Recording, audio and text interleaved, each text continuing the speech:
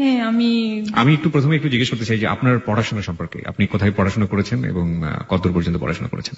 আমি চিটং ইউনিভার্সিটিতে honours masters করেছি। আচ্ছা, ফাইনালি 2009।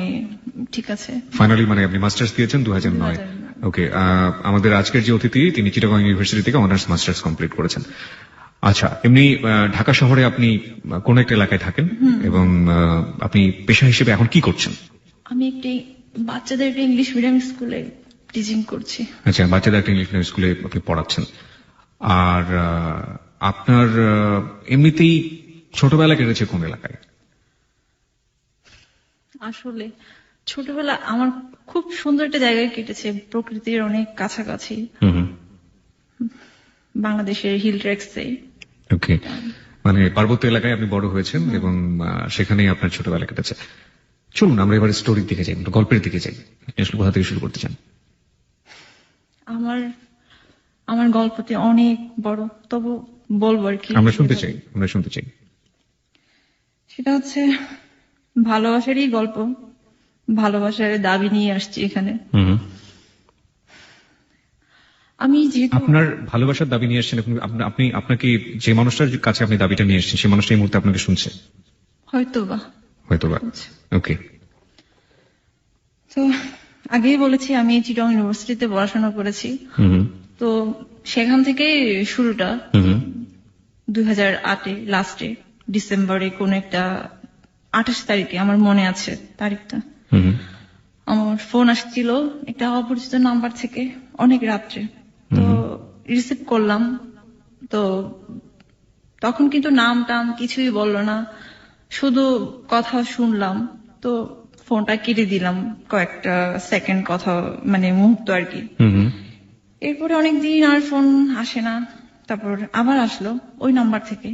তো ফাইনালি যেটা বললো, আমি অমুক ঢাকা ইউনিভার্সিটি থেকে কেমিস্ট্রিতে অনার্স মাস্টার্স করা। এই নামটা কি বলা যাবে, মানে সে যে নামটা বলেছিল সেই সময়? অবভিয়াসলি সুমন বলেছিল। মানে বললো যে আমি সুমন, আমি ঢাকা ইউনিভার্সিটি থেকে অনার্স মাস্টার্স কমপ্লিট করেছি। সুমন রয় বলেছিল। সুমন রয়, ওকে। তারপর হচ্ছে এই তো বললাম যে তো আমাকে কেন ফোন দিয়েছেন, আমার নাম্বারটা কিভাবে পেয়েছেন? বললো যে হ্যাঁ পেয়েছি, কারো একজনের কাছ থেকে আপনার কথা শুনেছি, বাট তখন কিন্তু আমাকে কিছুই বলেনি ওভাবে। তো আমিও আর এতটা ইন্টারেস্ট দেখাইনি, পরে আমি ফোনটা কেটে দিলাম। ওভাবে আরো কয়েকদিন পরে ফোন আসলো, তো আমিও বললাম যে তো ওর টোনটা অনেক বেশি সুন্দর ছিল, ফোন ভোকালটা অনেক সুন্দর ছিল, অনেক, এখনো ভালো লাগে। তো আমার ভালোই লাগলো কথা বলে, আমারও একটু ইন্টারেস্ট ছিল। তার কারণে আমি একদিন ফোন দিলাম যে হ্যাঁ কেমন আছেন, ফর্মাল কথাবার্তা যেটা হলো আর কি। পরে এভাবে কথা হতো, মাঝে মাঝে কথা হতো। সে যেহেতু অনেক ব্যস্ত ছিল, একটা বিজনেসের সাথে জড়িত ছিল, অনেক বেশি ব্যস্ততা। তো এর মধ্যে কথা হতো সপ্তাহে 2-3 দিন এরকম, আস্তে ডে বাই ডে এটা বাড়ছে কথাটা। তো আপনি থেকে তুমিতে হলো, ভালো লাগা থেকে একটু অন্যরকম একটা ফিলিংস। ওর জন্য আমার একটু কষ্ট লাগা, যেটা সবকিছু বুঝতে পারলাম আর কি, যে আপনি তাকে ভিন্নভাবে আবিষ্কার করলেন, যে মানুষের প্রতি আপনার একটা ভিন্ন রকমের সিম্প্যাথি কাজ করছে। ঠিক তাই। পরে ও বুঝতে পারলো যে আমি ওর প্রতি অনেকটা একটু উইক হচ্ছি। হ্যাঁ, সেও বুঝতে পারলো। তো যাই হোক, ওভাবে কথাও চলতো, কিন্তু আমাকে সে অ্যাভয়েড করতো প্রথম দিকে। যেমন ওর ফোনটা অনেক সময় বিজি থাকতো, তো আমার এগুলো অনেক, আমি একটু বেশি ইমোশনাল, এগুলো দেখলে আমি কান্না পেতো আমার। কিন্তু সে তখন আমার কিছুই হয়নি, ভালোবাসাও হয়নি, কিছুই হয়নি, কিন্তু ওর প্রতি আমার কেনটা এতটা ফিলিংস কাজ করতো যে ওর ফোন নাম্বারটা বিজি পেলে আমার খুব কষ্ট হতো। আচ্ছা, খুব কষ্ট হতো, আমার চোখের জল চলে আসতো এইভাবে। পরে একদিন আমি বললাম, দেখো, একদিন বললাম যে মেয়েদের হচ্ছে শেষ আশ্রয়স্থল কোনটা জানো? তো বললো যে কোনটা? তার স্বামী হচ্ছে তার সবচাইতে নিরাপদ আশ্রয়। তুমি কি আমাকে সেই নিরাপদ আশ্রয়টুকু দিবা? আমি কিন্তু বলেছি। আপনি ফার্স্ট তাকে এই কথাটা বললেন, নট লাভ, যে তোমাকে লাভ করি এরকম কিছু না, সরাসরি হাজবেন্ড। হ্যাঁ, ওকে, দিয়েছিলাম। তো যেহেতু আমি ওর প্রতি আমার একটু ভালোবাসা, অন্যরকম একটা ফিলিংস কাজ করতেছিল, তা আমি, সে বললে অনেকক্ষণ একটু চুপ করলো, বলছে হ্যাঁ দেয়া যাবে না কেন, অবশ্যই।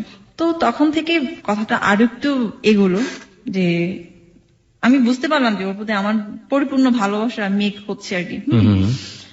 তো এভাবে কথা হতো, সারা রাত জেগে কথা বলতাম।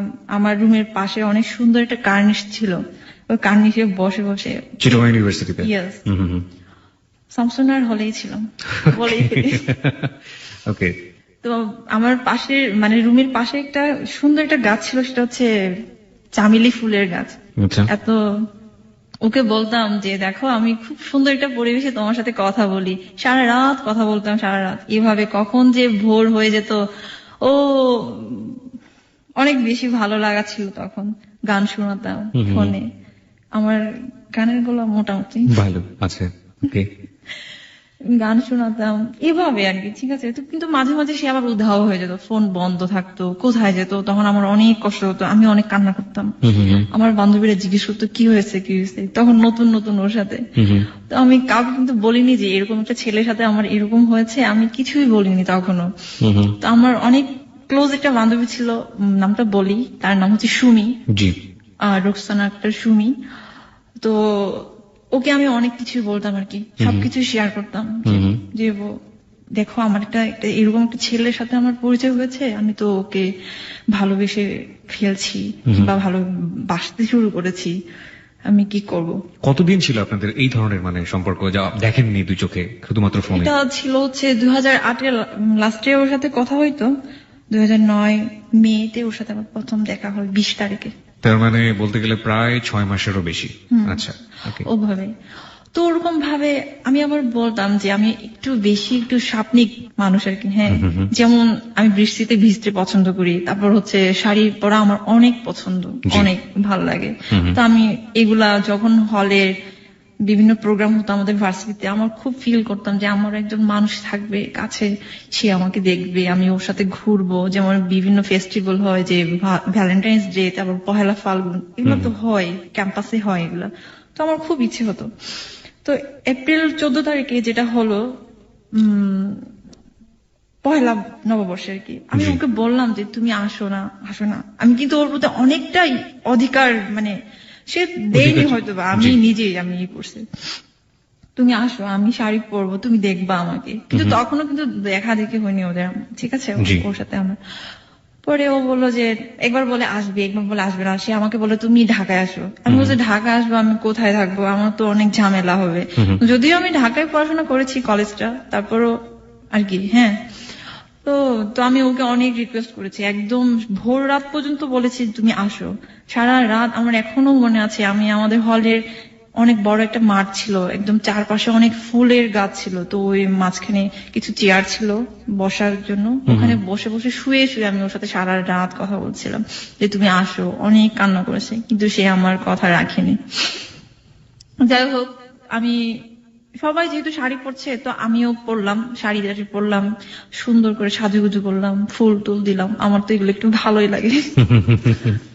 তো যাই হোক, সেটা গেল, সারাটা দিন ওভাবে গেল, মন খারাপ করে সবাই ঘুরতেছে তাদের ভালোবাসার মানুষকে নিয়ে। আমারও খুব ইচ্ছা ছিল।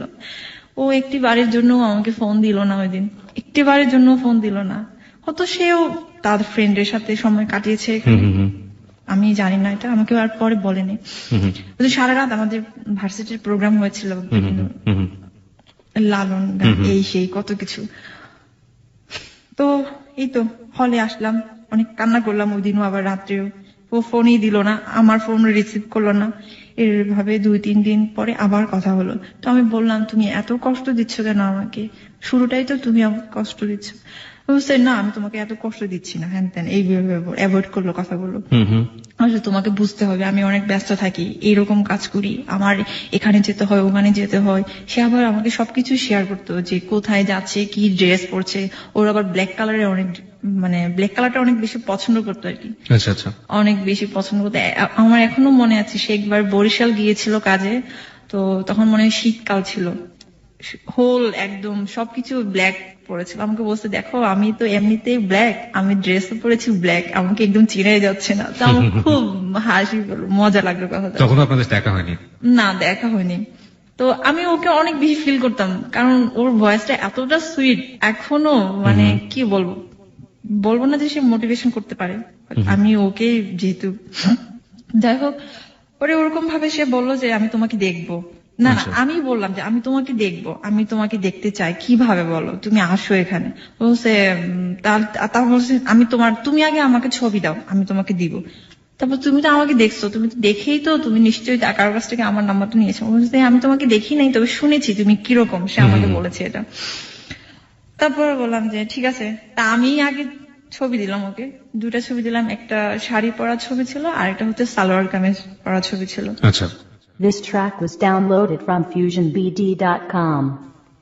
দিলাম, দেওয়ার পরে সেও আমাকে ছবি ব্যাক করলো, পাঠালো।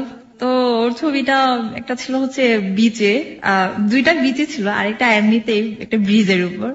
তো ছবি দেখে ভালো, নট ব্যাড, Okay. ঠিক আছে, যেরকম সানগ্লাস পরা ছিল তো এর মধ্যে। খারাপ লাগেনি দেখতে। ওকে।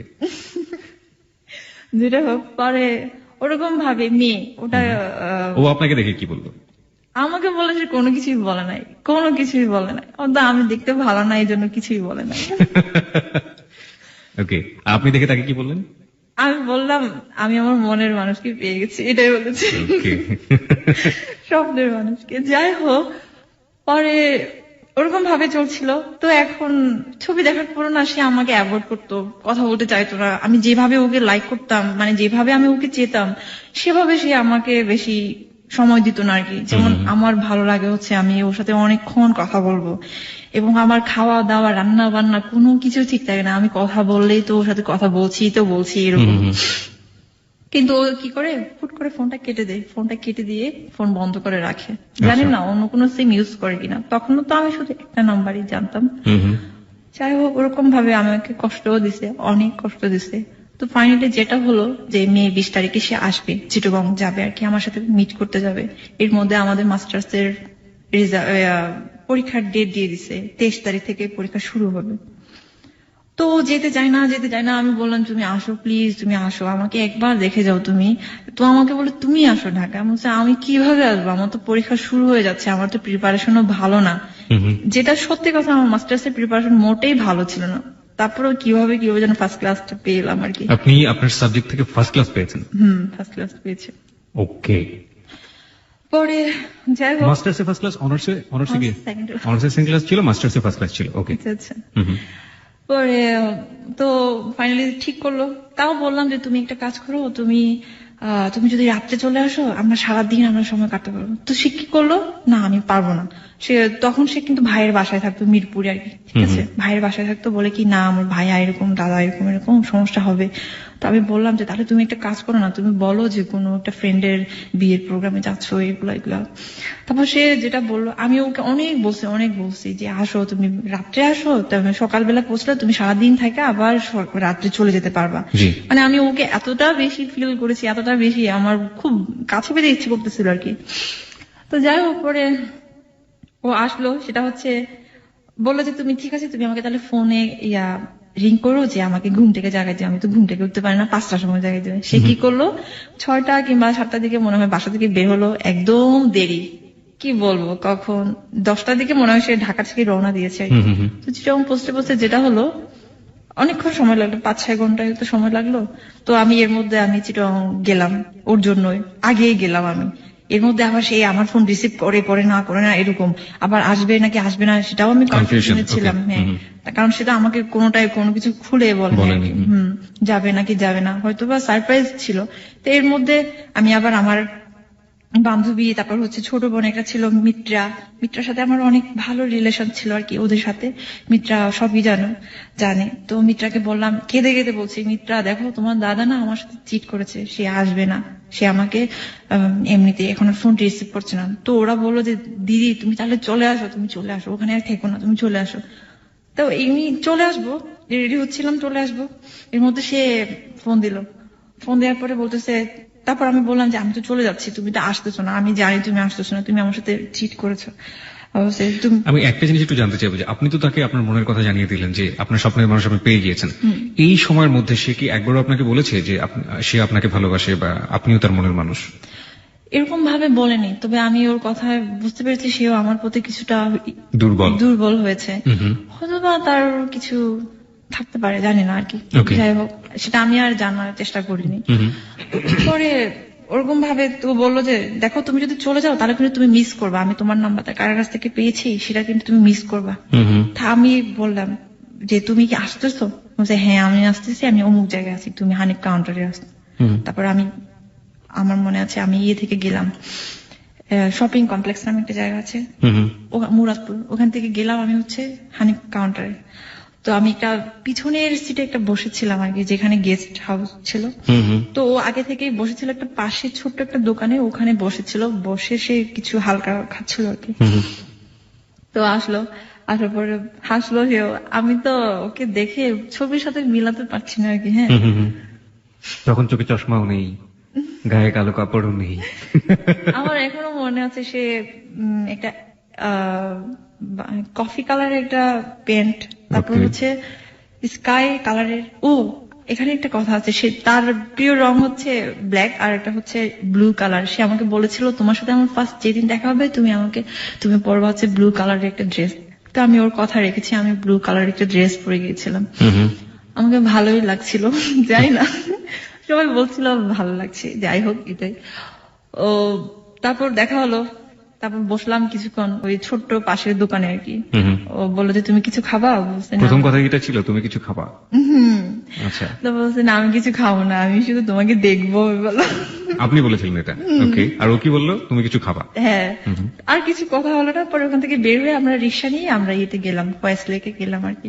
চিটাগং ফয়েজ লেক। ফয়েজ লেকে আর ঢুকি নাই, পরে ও কিছু খায় না, এর মধ্যে লাস্ট। ঠিক এই জায়গাটায় আমরা গল্পটা একটু থামাতে চাই সংবাদের জন্য। সংবাদের বিরতির পর বাকি কাহিনীর দিকে আমরা এগোবো। এবং পৃথিবীতে আপনি অনেক ধরনের ভালোবাসার কাহিনী আপনি শুনেছেন, অনেক ধরনের লাভ স্টোরি আপনি শুনেছেন। আমার এই ক্ষুদ্র জীবনে আমি যত ধরনের লাভ স্টোরি মুভি দেখেছি বা শুনেছি, আমি তার সাথে আজকের এই ঘটনার কোনো মিল খুঁজে পাইনি। আশা করছি আপনি আমাদের সঙ্গে রাত 2টো পর্যন্ত থাকবেন এবং এই সময়টাকে উপভোগ করবেন। সংবাদের পরপরই ফিরে আসছি।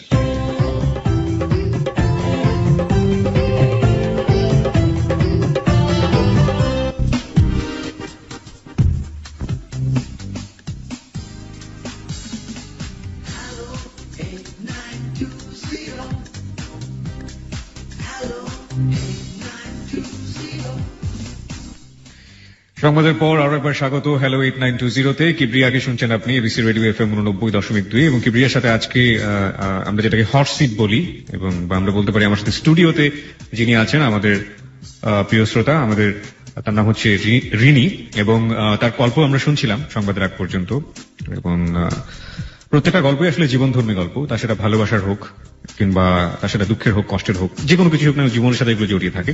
এবং এই জীবনধর্মী গল্পকে নিয়ে আমাদের হ্যালো 8920, এবং এখানে আপনি আপনার কথাও বলতে পারেন।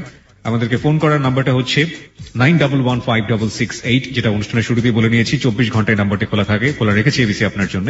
এটা এমন একটি নাম্বার, আপনি যাই বলুন না কেন ফোন করলে আপনাকে ওয়েলকাম করবে এবং আপনাকে অবশ্যই আপনার কথাগুলো মনোযোগ দিয়ে শুনবে। নিয়ম আছে, ফোন করার পর আপনাকে আপনার নাম এবং সেল নাম্বারটা বলতে হবে। বলার পর আপনি কি বলতে চান, যে কোনো ধরনের কথা হতে পারে, আপনি এখানে বলতে পারেন 91156668। রিনি, আমরা অনুষ্ঠানের এই পর্যায়ে ছিলাম যে আপনার সাথে, আপনার যে মানুষটার সাথে আপনার এতদিন ফোনে কথা হতো, যে মানুষটাকে আপনি এত এত ভালোবাসেন, যে মানুষটাকে আপনি আপনার জীবন সঙ্গী করতে চাচ্ছেন, সেই মানুষটার সাথে আপনার প্রায় 1 বছর পর আপনার দেখা হল। ওকে, হ্যাঁ, তারপরে আমরা সামনের দিকে আগাই। আপনি একটু স্পিকারটা দয়া করে কাছে নিয়ে নেবেন। হ্যাঁ, তো দেখা হলো 20 তারিখে, মে 20 তারিখ। ওই দিন অনেক ঘুরেছি, ফয়েজ লেকে গিয়েছি। ফয়েজ লেকে যাইনি, পাশে একটা চিড়িয়াখানা ছিল, ওখানে গিয়েছিলাম।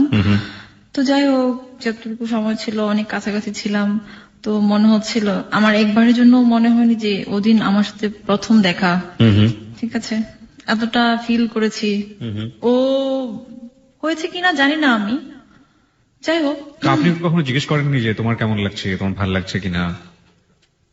ও আসলে না একটু চাপা স্বভাবের, তেমন একটা এক্সপ্রেস করতে পারে না, নিজেকে এক্সপ্রেস করতে পারে না। ওকে, তো অনেকটা ঠিক সেরকম। আজ পর্যন্ত আমাকে বলেও নি মনে হয় যে আমি তোমাকে অনেক ভালোবাসি, এটা একবারও বলেনি। মানে খুব কম, আমি যতটা আমি ওকে বেশি একদম পাগলের মতো করে ভালোবাসি। ও হয়তো বাসে, বাট এক্সপ্রেস করতে পারে না নিজেকে। ওকে, একটু চাপা স্বভাবের। তো যাই হোক, ওই দিন চলে গেল, রাতে না, ঠিক বিকেল সন্ধ্যার দিকে আর কি। তো আমাকে তো আবার হলে যেতে হবে, আমাদের হলে যাওয়ার টাইম হতে 7টা পর্যন্ত, তো এর আগে আমাকে হলে ব্যাক করতে হবে। তো গেল, যাওয়ার সময় অনেক কষ্ট লাগলো, কান্না করলাম, মনে হচ্ছে অনেক দূরে চলে যাচ্ছে, আর কোনোদিন দেখা হবে কিনা। আর ও কি করলো? হি হি করে হাসতে হাসতে বের হয়ে গেল নাকি ও কান্নাকাটি করছিল? ও তো কোনো কান্নাই করলো, ও জানি না ও কোনো ফিলিংস ছিল কিনা, আসলে ছেলে মানুষ তো বুঝে যায় না। বোঝা যায় না। ওকে। তো চলে গেল, যতটুকু পর্যন্ত দেখলাম ওর বাসটাকে, আমার এখনো মনে আছে ও দাঁড়িয়ে ছিল, সিট পাচ্ছিল না। তো দেখলাম চলে গেল, একটা পর্যায়ে চোখের আড়ালেই চলে গেল। তো আমি বাসায় হলে চলে গেলাম।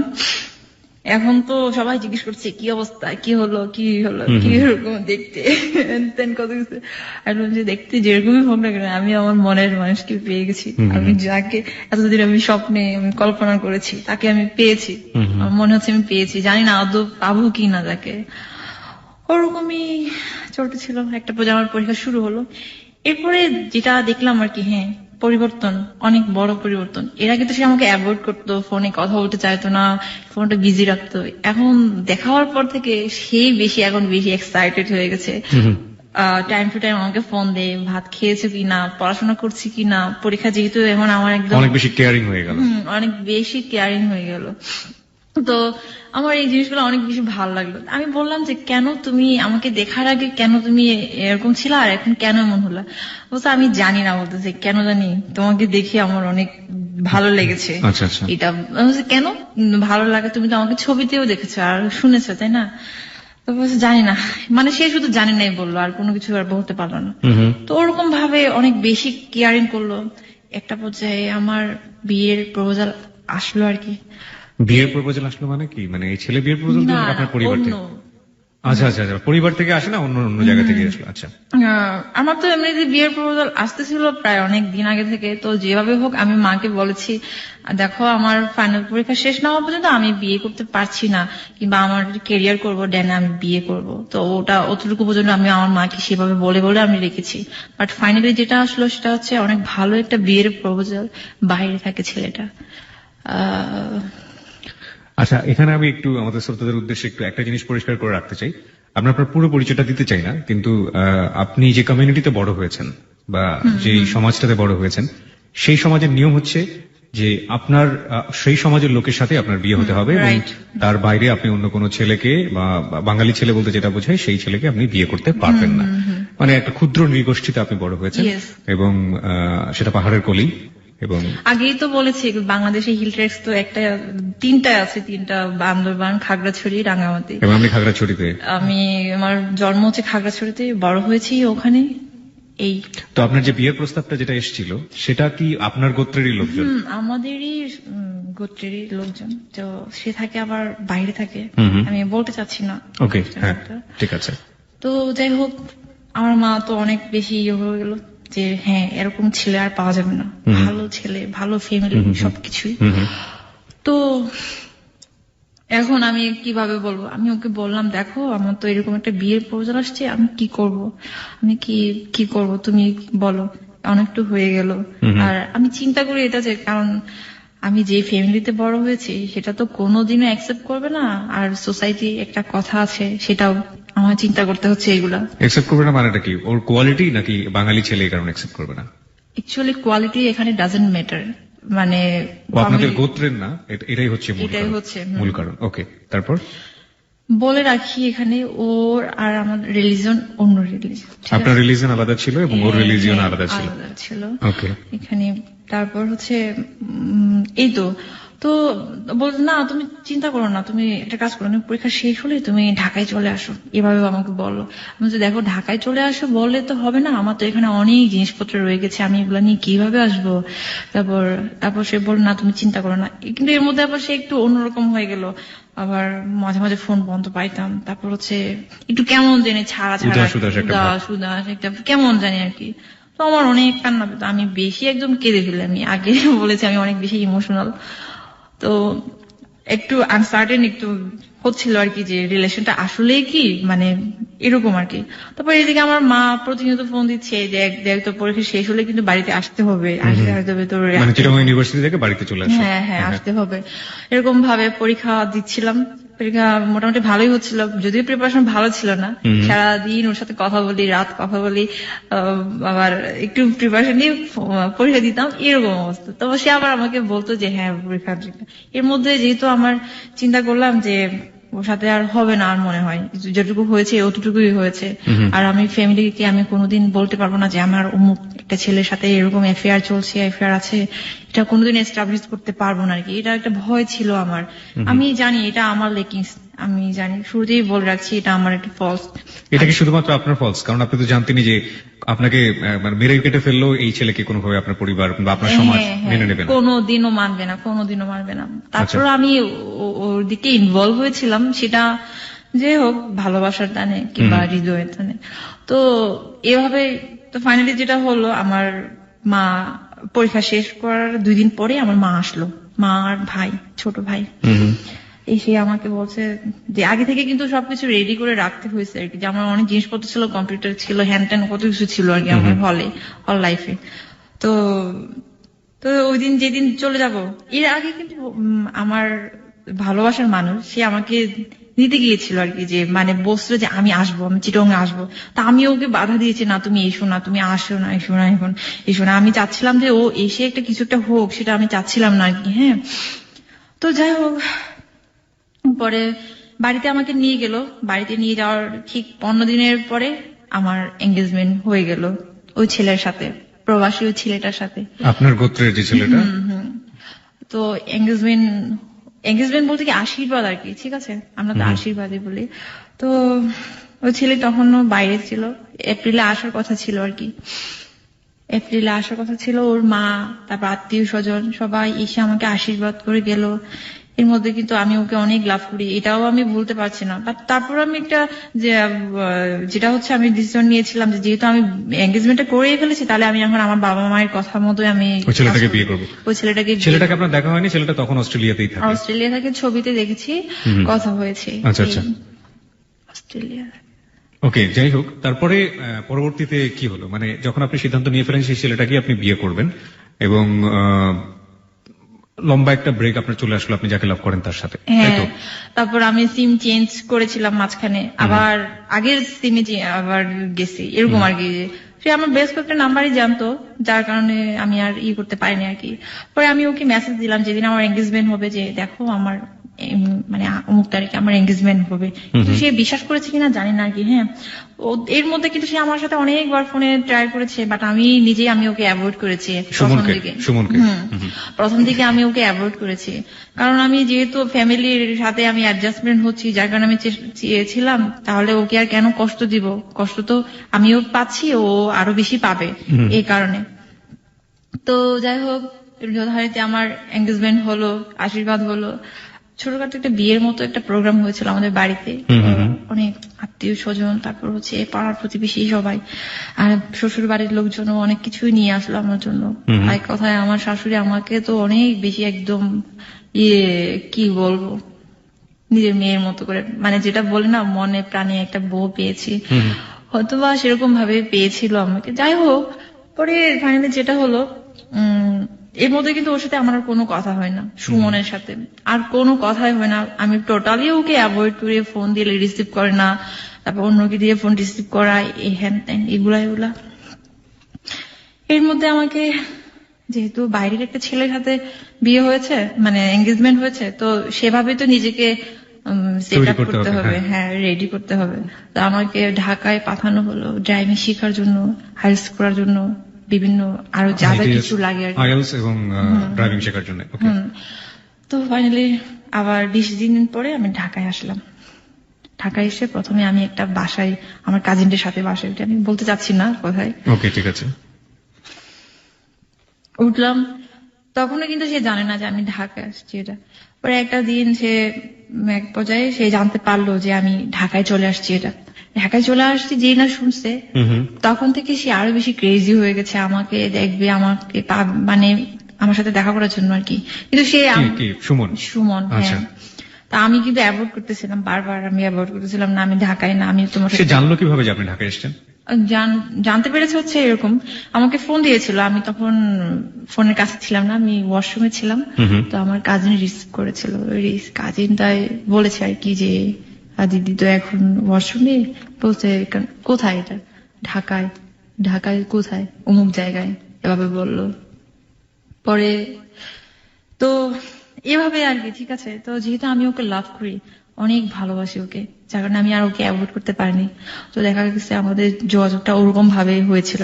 আমি ড্রাইভিং শিখতাম, তারপর হচ্ছে একটা প্রতিষ্ঠান আছে, ওখানে আমি কম্পিউটার কোর্স করতাম, ওখানে ও সবকিছুই জানতো, এগুলা ওভাবেই ওর সাথে আমার যোগাযোগটা হয়েছিল। কিন্তু প্রথম থেকে আমার একটা, আমি দোষ স্বীকার করছি, আমি ওকে একদমই অ্যাভয়েড করেছি, একদমই কিছু, একদম প্রথম দিকে? একদম, মানে হ্যাঁ, ঢাকায় আসা প্রথম দিকে ও অনেক অ্যাভয়েড করেছি, খুব বকা দিয়েছি, খুব ইনসাল্ট করেছি, অনেক ইনসাল্ট করেছি ওকে। আচ্ছা। মনে আছে ভোর সকালে একদিন বলেছিল যে তুমি আসো, যে অমুক জায়গায় এসো, আমি আসবো, এইভাবে। তা আমি বলছি না, একদম ডিরেক্টলি।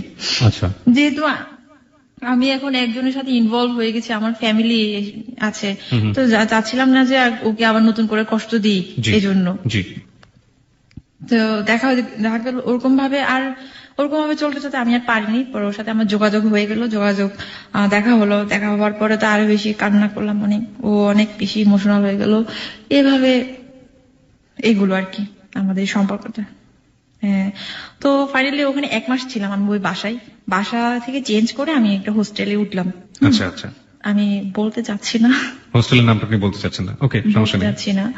হোস্টেলে উঠলাম, হোস্টেলে উঠার পরে দেখা গেল আমি ওখানে একটু স্বাধীন হয়ে গেলাম আরো বেশি। কারণ বাসায় যে প্রবলেমটা ছিল, ওখানে আমার বোন ছিল, হ্যান ত্যান এইসব প্রবলেম ছিল আর কি। কারণ সে আমাকে এমনও জিজ্ঞেস করছে, দিদি তুমি এত কার সাথে কথা বলো? আমি বলছি আমার ফ্রেন্ডের সাথে কথা বলি, এরকম। এর মধ্যে কিন্তু ওই প্রবাসী ওই ছেলেটার সাথে আমার কথা হতো, এরকম ভাবে, যেহেতু ফ্যামিলি ভক্ত ভাবেই তো কথা হতো, কিন্তু সুমনের সাথে বেশি, কারণ আমি ওকে লাভ করি। প্রবাসী যে ছেলেটার সাথে আপনার এনগেজমেন্ট হয়েছিল, সেও মাঝে মাঝে আপনাকে ফোন দিত? মাঝে মাঝে না, সব সময় ফোন দিত, প্রতিদিনই যখন সময় পায় আর কি, তখনই ফোন দিত। আপনি একই সাথে দুজন, মানে বলা যেতে পারে দুজন বলা যেতে পারে, বলতে কি বললাম, ওই যে আমি ফ্যামিলি দিকে বাইন্ডিং, এই জন্য আমার জাস্ট একটা ফর্মাল একটা জাস্ট কিছু, সেই জন্য আপনার প্রবাসী ছেলেটাকে সময় দিতে হতো। সময় দিতে হচ্ছে এরকম। কিন্তু ফাইনালি যেটা হচ্ছে, আমি মনের প্রাণে তো আমি লাভ করি একজনকে, এইটাই। তো আমি যে হোস্টেলে থাকতাম, ওখানে আমার একটা ছোট বোন ছিল, অনেক বেশি লাভলি। আমি নামটা বলবো অবশ্য ওর নাম, যেহেতু আমাদের এই ভালোবাসার পিছনে ওরও অনেক ভূমিকা আছে আর কি। ওর নাম ছিল রত্না। আমার চেয়ে অনেক জুনিয়র ছিল, কিন্তু জুনিয়র থাকলেও কি হবে, আমার হচ্ছে ওদের সাথে এত ফ্রেন্ডলি রিলেশন, ওরা কখনোই বলতো না যে আমি ওদের চেয়ে এত বছরের সিনিয়র, এটা কোনোদিন, মানে কোনোদিন না। ওদের সাথে আমার এরকম রিলেশন, আমার একটা গুণ কি জানি না, যার সাথে আমি যেখানে যাই না কেন, আমাকে আপন করে নিতে পারি আর কি, সেটা। তো গেল হোস্টেলে উঠার পরে তো আরো বেশি বাদ ভাঙা, একদম আমাদের ভালোবাসা সবকিছুই। ও প্রতিদিন আমরা মিট করতাম, ধানমন্ডি লেক, তারপর হচ্ছে সংসদ ভবন, এইসব জায়গাতে আর কি, বিশেষ করে সংসদ ভবনে পিছনে ক্রিস্টাল লেক, ওখানে বেশি সময় কাটাতাম আমরা, অনেক ভালো, অনেক। তো এরকম ভাবে যাচ্ছিল, এর মধ্যে ঝগড়াঝাটি, কান্নাকাটি সবকিছু হতো। তারপর হচ্ছে যেটা হয় আর কি, আমার মনে আছে এমনও দিন রাত গেছে, অনেক শীতকাল, হোস্টেলের সামনে আসছিল সে রাত 11:30টার সময়, 12টা বাজে, শুধুমাত্র আমাকে একটা পলক দেখার জন্য। আমি বারান্দায় গেছি, বলছে তুমি বারান্দায় চলে আসো, আমাকে দেখবি এসে। পরে নিচে দাঁড়িয়ে ফোনে কথা বলছি, আর আমি আর রত্নার বারান্দায়। তো এভাবে কথা বলতাম অনেকক্ষণ। ও আসতো, আমাকে দেখতো, একটু দেখার জন্য আসতো সে। এভাবে যাচ্ছিল ভালো সময়। তো এই তো নভেম্বর ডিসেম্বরের দিকে ওর সাথে আমার একটু সমস্যা হচ্ছিল, আবার 2009 ডিসেম্বরে। এর মধ্যে আবার মন মালিন্য হয়েছে ওর সাথে, একটু ঝগড়া যাচ্ছে, এগুলো তো হবেই স্বাভাবিক। কখনো কখনো দেখা যাবে একটু উদাসীন থাকে আমার প্রতি, ফোনই দিত না। তারপর এর মধ্যে আবার সে বাইরে যাওয়ার ট্রাই করলো, ইংল্যান্ডে যাওয়ার সবকিছুই পেলো, কিন্তু আর গেল না। তখন আমাকে বলেছিল যে আমার জন্য এসে যায়নি, আমাকে অনেক বেশি ভালোবাসে এই জন্য। আমি বললাম যে তুমি যাচ্ছ না কেন? বলছে দেখো আমি যদি ইংল্যান্ডে চলে যাই তোমার সাথে আমার আর কোনোদিন দেখা হবে না। তো আমি ও এতটা ট্রাস্ট করলাম যে ও আমাকে এত ভালোবাসে।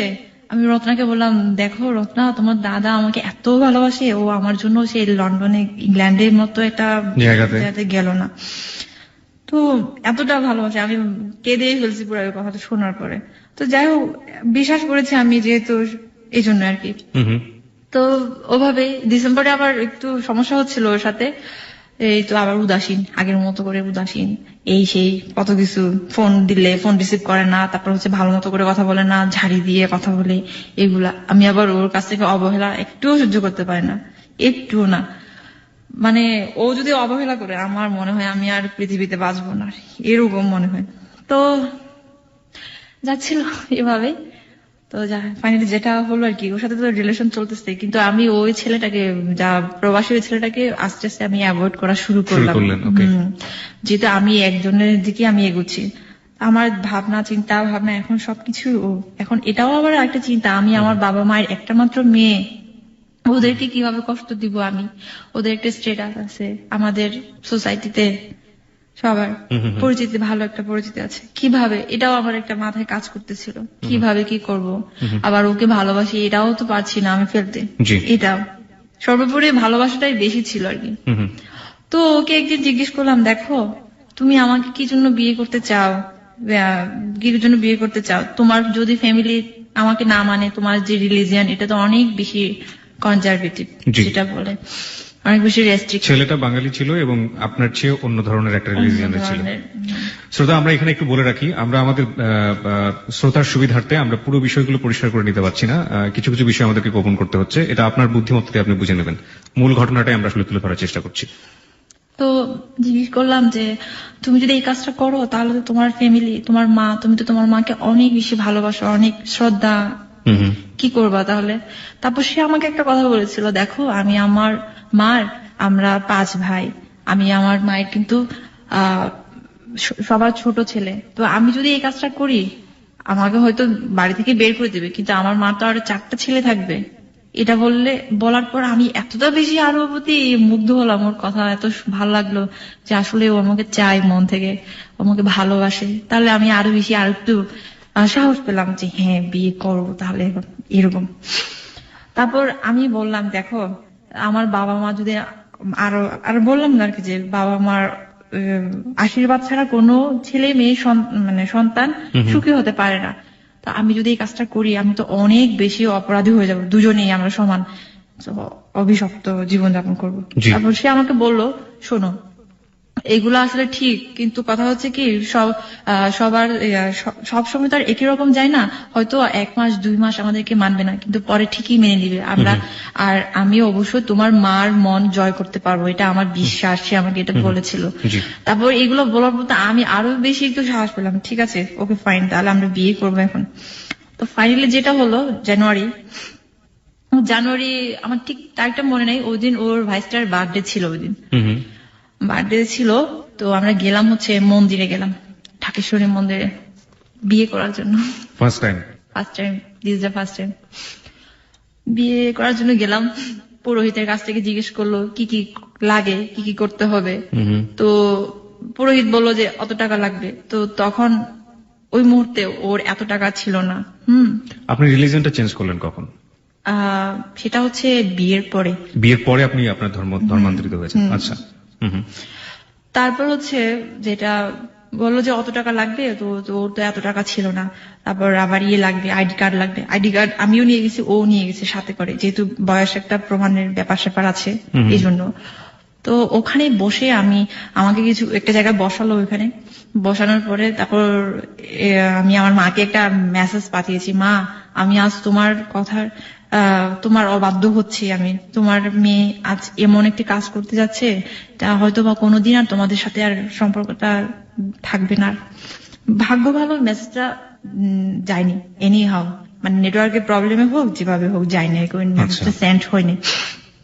তো পরে ওখানে একটা পুকুর আছে, পুকুর ঘাটে আমরা বসেছিলাম সিঁড়িতে।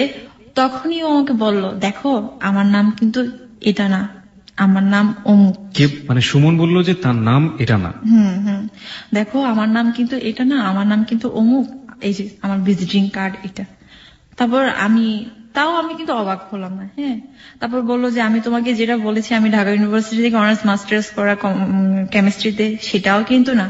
আমি তোমার চেয়ে 1 বছরের সিনিয়র, বাট আমার কিছু একটা বছর গ্যাপ গেছে, যার কারণে আমি এখন তোমাদের সাথে, কিন্তু আমি তো ন্যাশনাল ইউনিভার্সিটিতে পড়াশোনা করি, যার কারণে তোমাদের এখন পরে হয়ে গেছি। কারণ এটা কি আপনার বিয়ের আগে বললো সে না বিয়ের পরে বললো? বিয়ে হয়নি ওদিন, আচ্ছা, মন্দিরে বিয়ে হয়নি, ফার্স্ট টাইম, ঠিক আছে। তারপর আমি ওকে বললাম যে দেখো তুমি যাই হও না কেন সেটা আমার দেখার বিষয় না, আমি তোমাকে ভালোবাসি, এটাই হচ্ছে চরম সত্য। তুমি যেই হও না কেন, তুমি যাই করো না কেন, সেটা আমার দেখার বিষয় না, আমি তোমাকে ভালোবাসি এবং আমি তোমাকে বিয়ে করব। Love is truly blind. Okay, তারপর যেটা হলো, ওকে, তারপর বললো যে এত টাকা লাগবে। এখন তো আমার তো এত টাকা নেই, আমার কাছে তো মাত্র 3,000 টাকা আছে, 8,000 টাকা লাগবে বলছিল। তো আমারও তখন টাকা ছিল না অত টাকা। তো বললো যে তাহলে আমরা আরেকদিন আসবো, আরেকদিন এসে আমরা বিয়ে করবো, এরকম দরকার হলে। তারপর পুরোহিত বললো যে আপনারা একটা কাজ করতে পারেন, আপনারা এখানে না করে আপনারা কোর্টে গিয়ে বিয়ে করতে পারেন, সেটাও বললো আর কি। আচ্ছা। তারপর বের হলাম মন্দির থেকে। আমাকে আসার সময় একটু মজা করলো, তোমার জন্য একটু শাখা কিনে দিই, তাই না, শাখা। এখন শাখা কিনবা কেন, আমি বললাম বিয়ে হোক তারপর না শাখা পরবো, শাখা সিঁদুর পরবো, এইগুলো আর কি। তো আসলাম, আসার সময় আমরা আবার গাউসিয়াতে গেলাম, ওর ভাইস্টার জন্য কিছু জিনিস কিনলো, বার্থডে যেহেতু ছিল এই জন্য। তো পরে বললো যে তুমি হোস্টেলে যাও, আমি বাসা ইয়েতে যাচ্ছি। পরে আমি ওই দিন আবার ওকে ক্যামেরাটা দিয়ে দিলাম, আমার ডিজিটাল ক্যামেরা ছিল, ওটা আমি ওকে দিলাম ছবি টবি উঠাবে এই জন্য। পরে যাই হোক ওরকম ভাবে এর মধ্যে জানুয়ারি, তো ওটা কত তারিখ ছিল আমার ঠিক মনে না, ঠিক কয়েকদিন আবার 10 দিন কিংবা 8 দিন এরকম পরে 27 তারিখ ছিল ওদিন, মনে আছে আমার। 27 তারিখে ঠিক করলো যে আমরা ওইদিন বিয়ে করব। এর মধ্যে আমি শুধু বলতেছি আমরা কবে বিয়ে করবো, এরকম ভাবে বলতেছি। তারপর বলছে তুমি তো এখনো পর্যন্ত ওই ছেলেটাকে বলতে পারো না, তাহলে কিভাবে বিয়ে করবা। তো শোনো, এটা কোনো বিষয় না, আমি তোমাকে ভালোবাসি, এটা হচ্ছে কথা, আমি তোমাকে বিয়ে করবো, তোমাকে ছাড়া বাঁচবো না, এইসব কথা আমি ওকে বলছি। আসলে অনেক বেশি ছিলাম। তারপর যাই হোক পরে তো 27 তারিখ আসলো। ওই দিন শাড়ি পরেছিলাম, মনে আছে এখনো, অনেক সুন্দর করে সেজেছিলাম, ফুল দিয়েছিলাম খোপায়। তারপর এই তো ও আসলো, ও একটা ব্ল্যাক কালারের ইয়ে পড়ছিল, ব্লেজার পড়েছিল, তো রিক্সাতে করে আসলো আর কি। আপনাদের বিয়েতে আপনাদের কোনো ফ্রেন্ড বা শুধুমাত্র আপনারা দুজনই ছিলেন? হ্যাঁ, আমরা শুধু দুজনই ছিলাম। কোথায় বিয়ে করলেন? বলছি। তারপর আমি গেলাম, আমি শাড়ি তো পরলাম, তো আমাকে ভালোই লাগছিল ওই দিন। পরে ও রিক্সাতে উঠলাম, ও বসেছিল আগে থেকেই। ওখান থেকে গেলাম হচ্ছে লালমাটিয়াতে একটা মহিলার বাসায় গেলাম। ওখানে ওর কিছু কাজ ছিল আর কি, ওর ইয়ের কাজ, ব্যবসায়িক কাজ ছিল। পরে ওখান থেকে গেলাম সিএনজি ভাড়া করে হচ্ছে ইয়েতে সদরঘাট গেলাম, সিএমএম কোর্ট, যেটাকে বলা হচ্ছে জজ কোর্ট মনে হয়। তো গেলাম, ওর আগে থেকে সবকিছু রেডি ছিল, যেহেতু যে উকিলটার মাধ্যমে বিয়ে হয়েছে সেই উকিলটা ওর ফ্রেন্ড ছিল, বাট আমি নামটা বলতে চাচ্ছি না। সমস্যা নেই। আগে থেকে ওর কথা মনে হয় রেডি ছিল সবকিছু, যেহেতু বিয়ে করবো আগে থেকে তো স্বাভাবিক একটা রেডি থাকতে হবে। তো গেলাম, যাওয়ার পরে যেটা হলো আর কি, কিছুক্ষণ বসলাম, বসা না অনেকক্ষণ দাঁড়িয়ে থাকতে হয়েছে, উকিলটা একটু ব্যস্ত ছিল তো এই জন্য। যাই হোক পরে গেলাম ওনার চেম্বারে যাওয়ার পরে পেপারস দিল, কত টাকা, 150 টাকার স্ট্যাম্প ছিল। 150 টাকার স্ট্যাম্প, ঠিক আছে। পেপারস দিল, ওখানে পড়লাম, যা যা কিছু লেখা আছে সবকিছুই পড়লাম। আমার নাম অমুক, অমুক থেকে অমুক নাম হচ্ছে। আপনার নাম চেঞ্জ করা হয়েছিল? নাম চেঞ্জ করার পর আমার নাম দীপান্বিতা করা হয়েছিল। ওকে, এটা কার পছন্দের নাম ছিল? ওরই পছন্দের নাম ছিল? ওরও পছন্দ, আমারও পছন্দ, দুজনেরই। ওকে, মানে দীপান্বিতা, দ্বীপের অন্তর। ওকে, তারপরে সামনের দিকে যাই। দীপান্বিতা। তো যাই হোক বললাম ওটা যে আমাকে ধর্মান্তরিত হতে হবে। তো ওকে ফাইন, হব, ভালোবাসার জন্য আমি সবই করতে পারবো। হলাম, আমার ছিল না, যেহেতু ওদের রিলিজনের সাথে আমাদের রিলিজনটা অনেকটা কাছাকাছি, যার কারণে এতটা বেশি হয় নাই। সেটা আমার কাছে আসলে প্রত্যেকটা ধর্মের প্রতি আমার অবশ্য শ্রদ্ধা আছে, সেটা মুসলিম হোক, সেটা হচ্ছে খ্রিস্টান হোক, এটা কোনো ইয়ে না। যাই হোক, আমার কাছে সবচেয়ে ছিল হচ্ছে ভালোবাসা, মানে আমি ওকে ভালোবাসি, ও যেই ধর্মের হোক না কেন, ব্যাস এটাই হচ্ছে কথা। তো যেটা হোক, তারপর আমার আইডি কার্ড দিতে হলো, ছবি দিতে হলো, সবকিছু ওখানে ইয়ে করা হলো, সিগনেচার করলাম, ও করলো। এরপরে তো আমি জানি না, অ্যাকচুয়ালি আমি জানতাম না যে রেজিস্ট্রি বিয়ে কিভাবে কি করতে হয়, ওটাই আমার ফার্স্ট টাইম ছিল এবং ওটাই হয়তো বা লাস্ট টাইম, জানি না। ওরকম আগে কোনো মানে ধারণা ছিল না যে এরকম করতে হয় ওরকম করতে হয়, সেটাও জানি না। তারপর আমি ওকে জিজ্ঞেস করলাম যে আমাদের কি সাক্ষী লাগবে না, কোন সমস্যা হবে না? বলছে না, সাক্ষী লাগবে না, কারণ হচ্ছে উকিলটা আমার পরিচিত, তো আমার ফ্রেন্ড, তো এই জন্য লাগবে না। তো বললাম এটা যদি কোনো প্রবলেম হয়, সে না হবে না, কোনো সমস্যা নাই। তারপর আমি অ্যাডভোকেটকে বললাম যে আমি কি এক কপি পেতে পারি না এখান থেকে? বলছে দেখো এখনো তো কাজ শেষ হয় না, কাজটা বাকি আছে, ম্যাজিস্ট্রেট সিগনেচার লাগবে, দেন আমি আপনাকে একটা কপি দিতে পারবো, বাট আমি এখন দিতে পারছি না। তো আমি ঠিক আছে, ওকে ফাইন, যেহেতু ও আছে, আমি আর এটা নিয়ে আমি আর কোনো টেন্স করি নাই আর কি। হ্যাঁ, ওরা ওখান থেকে বের হয়ে আমরা একটা হোটেলে গেলাম, রেস্টুরেন্টে গেলাম, অনেক খেলাম, কিছু বিয়ে করেছি যেহেতু। আপনি কি কপিটা পরবর্তীতে পেয়েছিলেন এখন পর্যন্ত? না, আপনি এখন still you don't have any copy. Okay, খাওয়া দাওয়ার পরে কি হলো? পরে ওখান থেকে উনি চলে গেল ওনার চেম্বারে, আমরা বের হলাম, বের হয়ে বাসে উঠলাম। বাসে উঠে আমি এতটা ক্লান্ত লাগছিল, আমার সারাদিন একটা ইয়ে গেছে, মেন্টাল টেনশন, যদিও কোনো ফিজিক্যালি কোনো টেনশন হয়নি, ইরিটেশন হয়নি, তো মেন্টালি টেনশন যেটা আর কি বেশি। তো আমাকে বলতেছে আজকে অনেক বেশি ভালো লাগছে, অনেক বেশি, এত অনেক বড় একটা কাজ আজকে শেষ করলাম, তোমাকে আমি সারা জীবনের জন্য পেলাম, আর কোনোদিন হারাতে হবে না। আমার এত ভালো লাগছিল, আমি বাসে যে আছি এটা আমার খেয়ালই ছিল না, আমি ওর বুকে মাথা রেখে আমি ঘুমিয়ে ঘুমিয়ে আসছি সারাটা। সদরঘাট থেকে একদম ফার্ম গেট পর্যন্ত ওভাবে আসছিলাম, আমি জানি না কখন ফার্ম গেট পৌঁছাইছি। পরে আমাকে জাগাইতেছে, ও বলতেছে ও আচ্ছা সরি, এর মধ্যে আমার বাড়ি থেকে ফোন আসছে, আমার মা ফোন দিছে, বলছে এই তুই কোথায় আসছিস রে, হোস্টেলের না তুই? বলছে না মা, আমি তো বাইরে, আমি একটু বাণিজ্য মেলা আসছি, তখন বাণিজ্য মেলা চলতেছিল। বাণিজ্য মেলা তুই কার সাথে আসছিস তুই?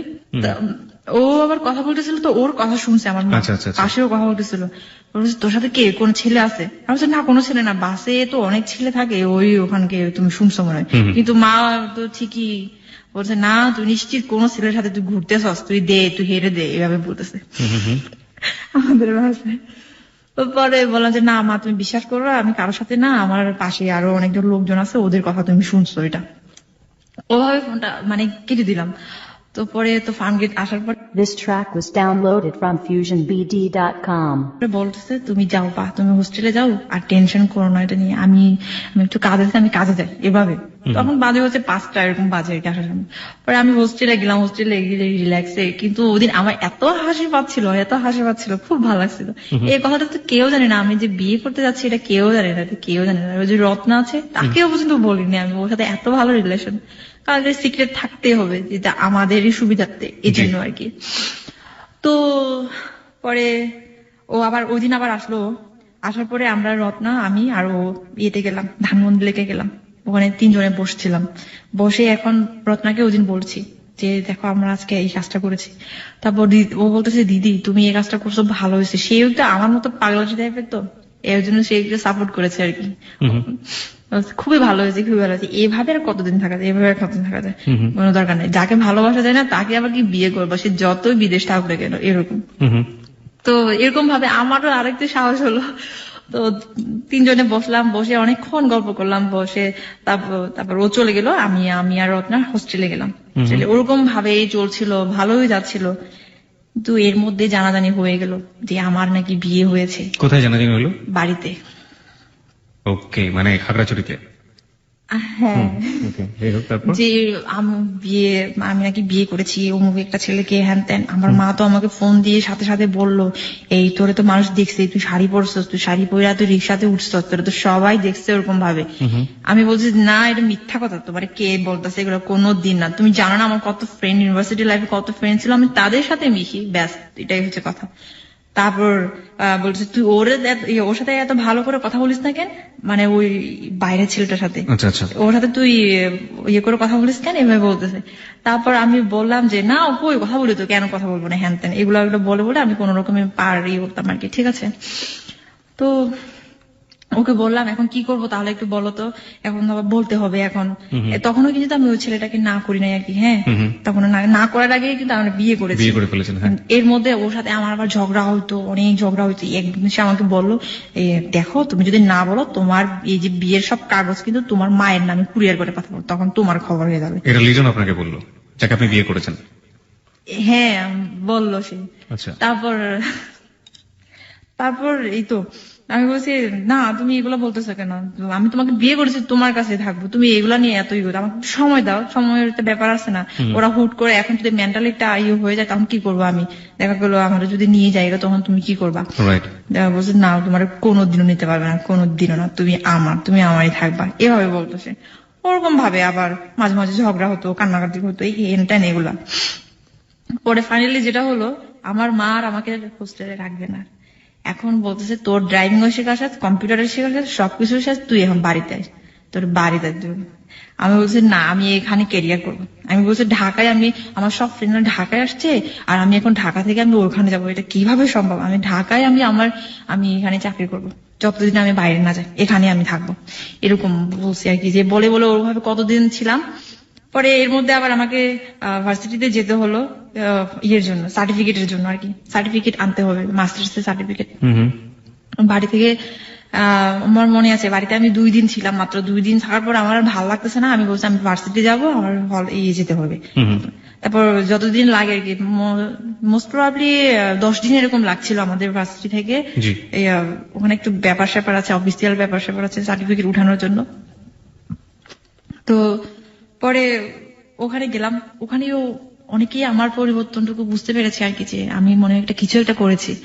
আমার তখন কিছু একটা করেছি, আমার সব সময় আমি একটু টেনশনে থাকতাম সব সময়। কিন্তু এর মধ্যে আমি শুধু একজনকে বলেছি, সেটা হচ্ছে আমার বান্ধবী সুমি, ওকে বলেছি যে আমি এই কাজটা করেছি। আর কেউ জানে না, আর কেউ জানে না। তো এর মধ্যে তো আবার ঢাকায় আসলাম, ঢাকায় ট্রেনে করে আসছিলাম। আমার আরেকটা বান্ধবী ছিল সুরভি, ও আর আমি। তারপর আমার হাজবেন্ড আমাকে রিসিভ করেছিল থেকে এয়ারপোর্ট। পরে এই তো এভাবেই চলতেছিল ভালোই, ফেব্রুয়ারি মাসটা খুব ভালো চলছিল। পহেলা ফাল্গুনে আমরা ঢাকা ভার্সিটি বিভিন্ন জায়গায় বিভিন্ন প্রোগ্রামে গিয়েছিলাম। ওকে, আপনি ফিরে আসলেন, এই ফিরে আসার গল্পটা আমরা শুনবো, তবে তার আগে আমাদের ছোট্ট একটা ঢাকাতে আসলেন এবং এই পর্যায়ে ছিলাম, যেখান থেকে ছিলাম আপনি সেখান থেকে শুরু করুন। আচ্ছা, এরপরে আমার ফ্যামিলি জানলো যে আমি এরকম করেছি। তো আমি তো যতটা সম্ভব আমি জানলোটা কিভাবে, আপনি যে যাকে লাভ করেন তাকে যে বিয়ে করেছেন এবং সেটা যে আপনার পরিবারে জানলো, এটা তো গেস করেছিল প্রথমে, কিন্তু একবার ফাইনালি জানলো কিভাবে? প্রথমে আসলে আমি যে এলাকাতে থাকি ওই এলাকায় আমাদের এলাকার অনেক ছেলে পোলাপাইন থাকে আর কি, পোলাপাইন লোকাল যেটা বলে থাকে, ওরা হয়তো আমাদেরকে দেখছে। আসলে আমরা অনেক বেশি মেলামেশা করা শুরু করেছে কি, যে এখানে যেতাম ওখানে যেতাম, ওকে আমি নিয়ে যেতাম এই সেই। তো যার কারণে এগুলো সবাই কেউ না কেউ আমাকে ফলো করতো যে আমি কোথাও যাচ্ছি কি করছি, টাইম টু টাইম এগুলো আমার ফ্যামিলিতে সবকিছুই বলেছে। তো যার কারণে আমার ফ্যামিলি আমার উপর আরো বেশি একদম করা শুরু করছে, ঠিক আছে।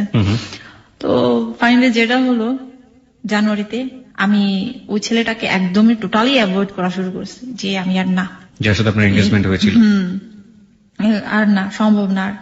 তো ফেব্রুয়ারি তো আসলো, ওই যে আমরা বিভিন্ন গেলাম, পহেলা ফাল্গুনে বিভিন্ন প্রোগ্রামে গিয়েছি, ও আমাকে নিয়ে গেছে। তারপর 14ই ফেব্রুয়ারি ভ্যালেন্টাইন্স ডে আমার মনে আছে 2010-এ, ভ্যালেন্টাইন্স ডে তে আমরা গিয়েছিলাম হচ্ছে আশুলিয়াতে গিয়েছিলাম। আমার অনেক দিনের ইচ্ছা ছিল যে আশুলিয়া যাব, তো আমাকে বললো আজকে আমরা আশুলিয়া যাব, তা আমাকে নিয়ে গেছে। ওই দিন আমি ওই ছেলেটাকে বলেছি যে আমার পক্ষে তোমাকে বিয়ে করা সম্ভব না, আপনাকে বিয়ে করা সম্ভব না, আপনি কাইন্ডলি আপনার ফ্যামিলিকে বুঝান আর আমি আমার ফ্যামিলিকে। তো এখন ওই ছেলে কি করেছে, সাথে সাথে আমার মা বাবা সবাইকে জানিয়েছে যে আমি এরকম করছি, এই অবস্থা, আপনারা কিছু একটা করেন। তো যেটা হলো ওরকম চিন্তার মধ্যেই আমাদের দিনটা অনেক ভালোই গেল, ভ্যালেন্টাইন্স ডে। ভালোবাসার দিন ভালোই গেল। তো বিকেলের আগে আমরা চলে আসলাম। এর মধ্যে কিন্তু অনেক কিছুই হয়ে গেছে। আমাকে ফোন দিচ্ছেই তো দিচ্ছে বারবার বাড়ি থেকে। তারপর ওই তখনকার আমার শাশুড়ি আমার মাদার ইন ল যেটা, উনি আমাকে ফোন করছে। তো আমি বিভিন্ন ভাবে অ্যাভয়েড করছি। ফাইনালি যেটা হলো, আমি মাকে বললাম, মা আমার পক্ষে এই বিয়েটা করা সম্ভব না, আই এম সরি। তো আমার মা বললো কেন? বলছে আসলে সম্ভব না, কারণ আমি আর চাচ্ছি না তোমাদেরকে রেখে আমি বাইরে যাব, বিদেশ যাব, এটা আমার পক্ষে তখন সম্ভব আপনি না। বলেননি যে আপনি যাকে লাভ না, করেন তাকে বিয়ে করেছেন? এটা তো আচ্ছা। কোনোদিনও বলতে পারিনি, কারণ হচ্ছে তো এটা তো আগেই বলেছি কি সমস্যা এটা। আপনাদের গোত্র থেকে কোনোভাবে এটা মেনে নেবে না? মেনে নিবে না। তো যাই হোক, ওরকম ভাবে আমি মাকে বলে বলে এটা সেটা বলে বলে যে আমি এখানে থাকবো, এখানে আমি ক্যারিয়ার করব, হ্যান ত্যান, আমার কি এডুকেশনাল কোয়ালিফিকেশন কি, এর মধ্যে কিন্তু আমাদের রেজাল্টও হয়েছে যে আমি ফার্স্ট ক্লাস পেয়েছি, সবকিছু হয়েছে। তো আমি বিভিন্ন জায়গায় অলরেডি আমি ট্রাই করতেছি যে ব্যাংকে হ্যান ত্যান কোথাও আর কি। তারপর কি হলো, ফেব্রুয়ারি 20 তারিখে আমার মা বাবা দুজনেই আসলো, আমাকে কোনো কিছু না বলে, একদম ঢাকাতে? আমাকে কোনো কিছু না বললে আসলো। আমাকে চলে যেতে হবে হোস্টেল থেকে, আমাকে রাখবে না আর এখানে। আমার সবকিছু শেষ, মানে সব কোর্স টোর্স কমপ্লিট করা শেষ, এখন আমাকে ঢাকা থেকে বাড়িতে নিয়ে যাবে। তা আমি তো ওকে বললাম ঠিক, আমি মাকে বললাম যে হ্যাঁ আমি যাব, কিন্তু আমাকে একটা দিন সময় দাও, আমার তো জিনিসপত্র আছে, আমি এগুলো গুছাতে হবে। আচ্ছা না, তোমার কোনো কিছু গুছাইতে হবে না, তোমার আজকেই সবকিছু করে আমার গাড়ি একটা ভাড়া করে আমি চলে যাবো, এরকম। তো আমি ওকে বললাম যে দেখো আমার বাবা আসছে, এখন কি করবো? তারপর সে বলতে, ঠিক আছে তুমি তাহলে একটা জায়গায় আসো, ওখানে আমরা দেখা করি। ওই যে আমার সাথে ওর সাথে আমার দেখা হয়েছিল কিছু সময়ের জন্য। তারপর আমাকে বললো সমস্যা নেই, আমার পরীক্ষা তো শুরু হবে, এই পরীক্ষাটা তুমি বাড়িতে থাকো, একটা মাস বাড়িতে থাকো, এরপরে আমরা বাসা নিয়ে আমরা থাকবো, এরকম ভাবে আর কি। বাসা নিব। তো পরে আমি বাড়িতে গেলাম, অনেক মন খারাপ করে বাড়িতে নিয়ে গেল আমাকে। কোন রকমে মনে হয় আমি 26 দিন ছিলাম বাড়িতে, 1 মাসও থাকতে পারিনি। ওই পরীক্ষার একটা বাকি ছিল আবার। এর মধ্যে তো আমি ওর সাথে কন্টিনিউ ফোনে কথা হতো, কন্টিনিউ। এর মা আমার এটা লক্ষ্য করেছে যে আমি কারো না কারোর সাথে আমি ইনভলভ হয়ে গেছি। তারপর আমাকে মা একদিন জিজ্ঞেস করলো, মানে সবসময় তো জিজ্ঞেস করে আমি অ্যাভয়েড করি আর কি, যে না এমনিতে ফ্রেন্ডের সাথে কথা বলি, হ্যান ত্যান এগুলো বলে বলে। তারপর এমনও যদি দিন আসছে যে ফিস ফিস করে কথা বলতে হয়েছে, আর মানে ফোনটা আমার কাছ থেকে কেড়ে নিতে চাইছিল এরকম। পরে আমি বললাম যে ফোন কথা বলা একটু কমাই দিই। এর মধ্যে সে আমাকে টাকা পাঠাইছে, কুরিয়ারে করে টাকা পাঠাইতো আমারে। আমার বলছে তুমি এখন আমার বউ, তোমার বাবা আমার কাছ থেকে কোনো টাকা নিবে না, এখন আমি এখন ইয়ে করবো। তো যাই হোক, ও আমাকে টাকা পাঠাতো 1000, বাড়ি যা পারি আর কি বাড়িতে। ওরকম ভাবে আমি কোন রকমে আমি সুযোগ খুঁজতেছিলাম যে আমি বাড়ি থেকে আমি চলে আসবো বেগেন। তো বললাম মাকে, বললাম মা দেখো আমার একটা ইন্টারভিউ ডেট পড়েছে এরকম একটা ইয়েতে, আমার তো ঢাকায় যেতে হবে। আমার মা বলতেছে না তোর ঢাকায় যাইতে হবে না, তুই এখান থেকে তুই চাকরি করবি। আমার মা বলে টাকা দিলে কোনো সমস্যা হয় না, এখন তো ইন্টারভিউ ভালো ভালো যে বিভিন্ন ইয়েগুলো আর কি, ওগুলাতে বলে কি টাকা দিলে এখন কোনো কিছু হয় না, টাকা দিলে এখন এই সবকিছু হয় এখন, তোমার কোনো কিছু করতে হবে না। মানে আমার টোটালি হচ্ছে আমাকে ঢাকায় ছাড়বে না এরকম, যেহেতু বুঝতে পেরেছি যে আমি এরকম একটা ইনভলভ হয়ে যাচ্ছি। তো ফাইনালি যেটা হলো, বাড়িতে ওই দিন কেউ ছিল না, আমি আমার লাগেজ নিয়ে আমি চলে আসলাম। আমি শুধু আমার ভাইকে বলে আসলাম দেখ আমার একটা ইন্টারভিউ ডেট পড়েছে, আমার 2 দিনের মধ্যে আমি ঢাকা এবং আপনি আপনার বাবা মাকে সেটা জানালেন? জানাইনি। তো পরে আসার পরে ওরা বাসায় আসার পরে হয়তো ভাবছে যে আমি ওদের সাথে যোগাযোগ করবো, কিন্তু আমি ঢাকায় এসে ওদের সাথে যোগাযোগ করিনি, আমার ফোন নাম্বার বন্ধ করে দিয়েছি। এর মধ্যে আমি আবার হোস্টেলে উঠলাম, আগের হোস্টেলে উঠার পরে এর মধ্যে জানাজানি হয়ে গেছে আমি নাকি ওই ছেলেটাকে বিয়ে করে আমি সংসার করতে আসছি, হ্যান ত্যান এগুলা। তো জানাজানি হয়ে গেল। তো আমাকে অলরেডি চোখে চোখে রাখতো, ফলো করতো আর কি এখানকার ছেলে এগুলো। এখানকার ছেলে বলতে আপনি আসলে কোন ধরনের ছেলের কথা বলছেন? আপনাদের কমিউনিটি? হ্যাঁ, আমাদের কমিউনিটি। আপনাদের কমিউনিটি যে ছেলেগুলো সেগুলো চাইতো না যে আপনি বাঙালি ছেলের সাথে মেশেন? তো ফাইনালি যেটা হয়েছে ওটা তো জানাজানি হয়েছে, আমি বিয়ে করেছি। এটা কেউ না কেউ হয়তো দেখেছে যে আমি শাড়ি পরেছি, এটা তো সত্যি কথা, যদিও আমি অস্বীকার করেছি, কিন্তু এটা তো সত্যি কথা। তো যেটা হলো, আমাকে এর মধ্যে একটা হোস্টেলেও রাখলো সে, আমি বলতে চাচ্ছি না লোকেশনটা, ফার্মগেটের কাছাকাছি। তো যাই হোক একটা হোস্টেলে রাখলো, ওখানে আমি মাত্র 3 দিন ছিলাম। মানে এর মধ্যে আমার আবার একটু সমস্যা হয়েছিল, দাঁতের সমস্যার কারণে সে আমাকে ধানমন্ডিতে একটা ইয়েতে হসপিটালে নিয়ে গেল, ডেন্টাল ক্লিনিকে আর কি। তো ওখান থেকে অ্যাপয়েন্টমেন্ট সবকিছু নিলাম, ড্রেসিং করালাম। তারপরের দিন ছিল আমার হচ্ছে দাঁত করার আর কি, রুট ক্যানেল। পরে 2 তারিখ, ওটা ছিল এপ্রিলের 2 তারিখে। কিন্তু এর আগে আমাকে বাড়ি থেকে জানানো হলো যে তোমার মা অসুস্থ, ব্রেন স্ট্রোক করেছে, ঢাকা থেকে মানে ঢাকায় ইয়ে করেছে, রেফারেন্স করেছে যে কোনো একটা হসপিটালে। তো আমি এটা শোনার পর তো আমি অনেক বেশি টেন্স হয়ে গেলাম, হায় হায় কি হলো, আমার জন্য তো এগুলো হচ্ছে, আমার টেনশনের কারণে। তো আমি ওকে বললাম, দেখো আমার মা নাকি এরকম এরকম হয়েছে, আমার খুব দেখতে ইচ্ছে করতেছে। তো ও বললো, শোনো এটা নাটক হতে পারে, নাটক, আমি আগে গিয়ে দেখি, তারপর তুমি যাও, এমনও হতে পারে তোমাকে ধরার জন্য, কারণ তুমি যে ইয়ে করে আসো এই জন্য। তারপর আমি বললাম যে না, এটা হতে পারে না, এটা যদি আমি তো সত্যি যদি আমি তো ইয়ে করে আসি। তারপর বাবার সাথে সারা রাত কথা বলছি, বাবা আমাকে বিভিন্ন ভাবে কনভিন্স করলো, তোর মাকে দেখতে যাইস, আমি তো আসতে পারলাম না, হ্যান ত্যান কত কিছু বলে বলে। পরে ওই দিন সকালটা কোন রকমে পার করলাম, দুপুর আর পার করতে পারলাম না। এদিকে আমার ভাই ফোন দিচ্ছে তো দিচ্ছে, তুই আয় এক্ষুনি আয়, তুই আয় এক্ষুনি আয়। ওটা আমার কাজিন ছিল, বড় ভাই। তো ও বলতেছে আমি একটা কাজের মধ্যে ব্যস্ত আছি, মানে আমার হাজবেন্ড বলতেছে আমি একটা কাজের মধ্যে ব্যস্ত আছি, তুমি একটু ওয়েট করো বিকেলটা পর্যন্ত, আমি দেখে আসি, তারপর আমরা দুজনে একসাথে যাবো যদি সেরকম কোনো কিছু হয়। আর রোজ তোমার এখন যাওয়ার প্রয়োজন নেই, কারণ তুমি অনিরাপদ, এরকম। তো আমি আর ওর কথা শুনি নাই, অবাধ্য হয়ে আমি গেছি আমার দাদার সাথে মোটরসাইকেলে করে। উনি আমাকে কি করলো, উনি ওই হসপিটাল সব ঘুরে নিয়ে এসে আমার কাজিনের বাসায় নিয়ে গেল। দেখলাম যে ওখানে আমার মা আছে, কাকা আছে, সবাই পিসিমা টিসিমা সবাই আছে ওখানে। এই অবস্থা। তখনই আমার মার সাথে সাথে আমার মোবাইলটা ক্রোক করলো। আমি তো তখন, আপনার মা ব্রেন স্ট্রোক করেন না, এটা জাস্ট একটা নাটক ছিল আমাকে ধরার জন্য, যেহেতু আমি লোকেশনটা দিচ্ছি না এই জন্য। পরে আমি বুঝলাম যে ও আচ্ছা আমার মোবাইল ক্রোক আছে, তার মানে এখানে সামথিং প্রবলেম, তার মানে আমাকে আজকে নিয়েই যাবে যেভাবে হোক। তো আমি কি করলাম, আমিও তো আমার মায়ের মেয়ে, আমি কি করলাম, ওর মোবাইল থেকে ও বাথরুমে মনে হয় কোথাও গিয়েছিল, ওখান থেকে মোবাইলটা নিয়ে আমি কোন রকমে ওকে এসএমএস করলাম, এনি হাউ তুমি এক্ষুনি আমার হোস্টেলের সামনে আসো, আমাকে নিয়ে যাও, আজকে আমাকে বাড়িতে নিয়ে যাবে, তুমি যেভাবে পারো আসো। ওটা মেসেজ করলাম, আমি ডেঞ্জার। তো এখন আমি চিন্তা করতেছি কিভাবে যাবো এখান থেকে। তো আমাকে বলতেছে তোর জিনিসপত্র নিয়ে আসতে হবে, যা তুই হোস্টেলে তুই যা, আমিও তোর সাথে যাবো, আমরাও তোর সাথে যাবো, তুই জানি না।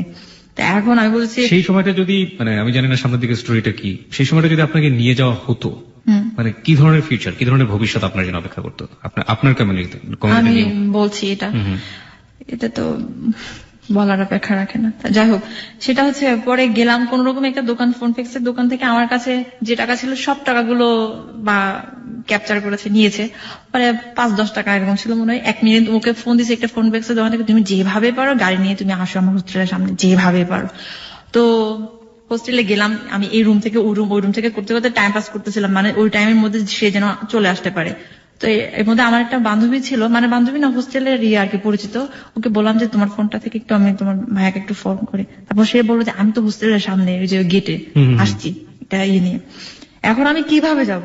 আমার উপরে আছে হচ্ছে আমার মা আর পিসিমা, আর নিচে আছে হচ্ছে আমার দাদা, আমি কিভাবে যাব? পরে আমার মা আর পিসিমাকে একটা রুমে বন্দি করে আমি অন্য দরজা দিয়ে বের হয়ে আমি চলে গেছি।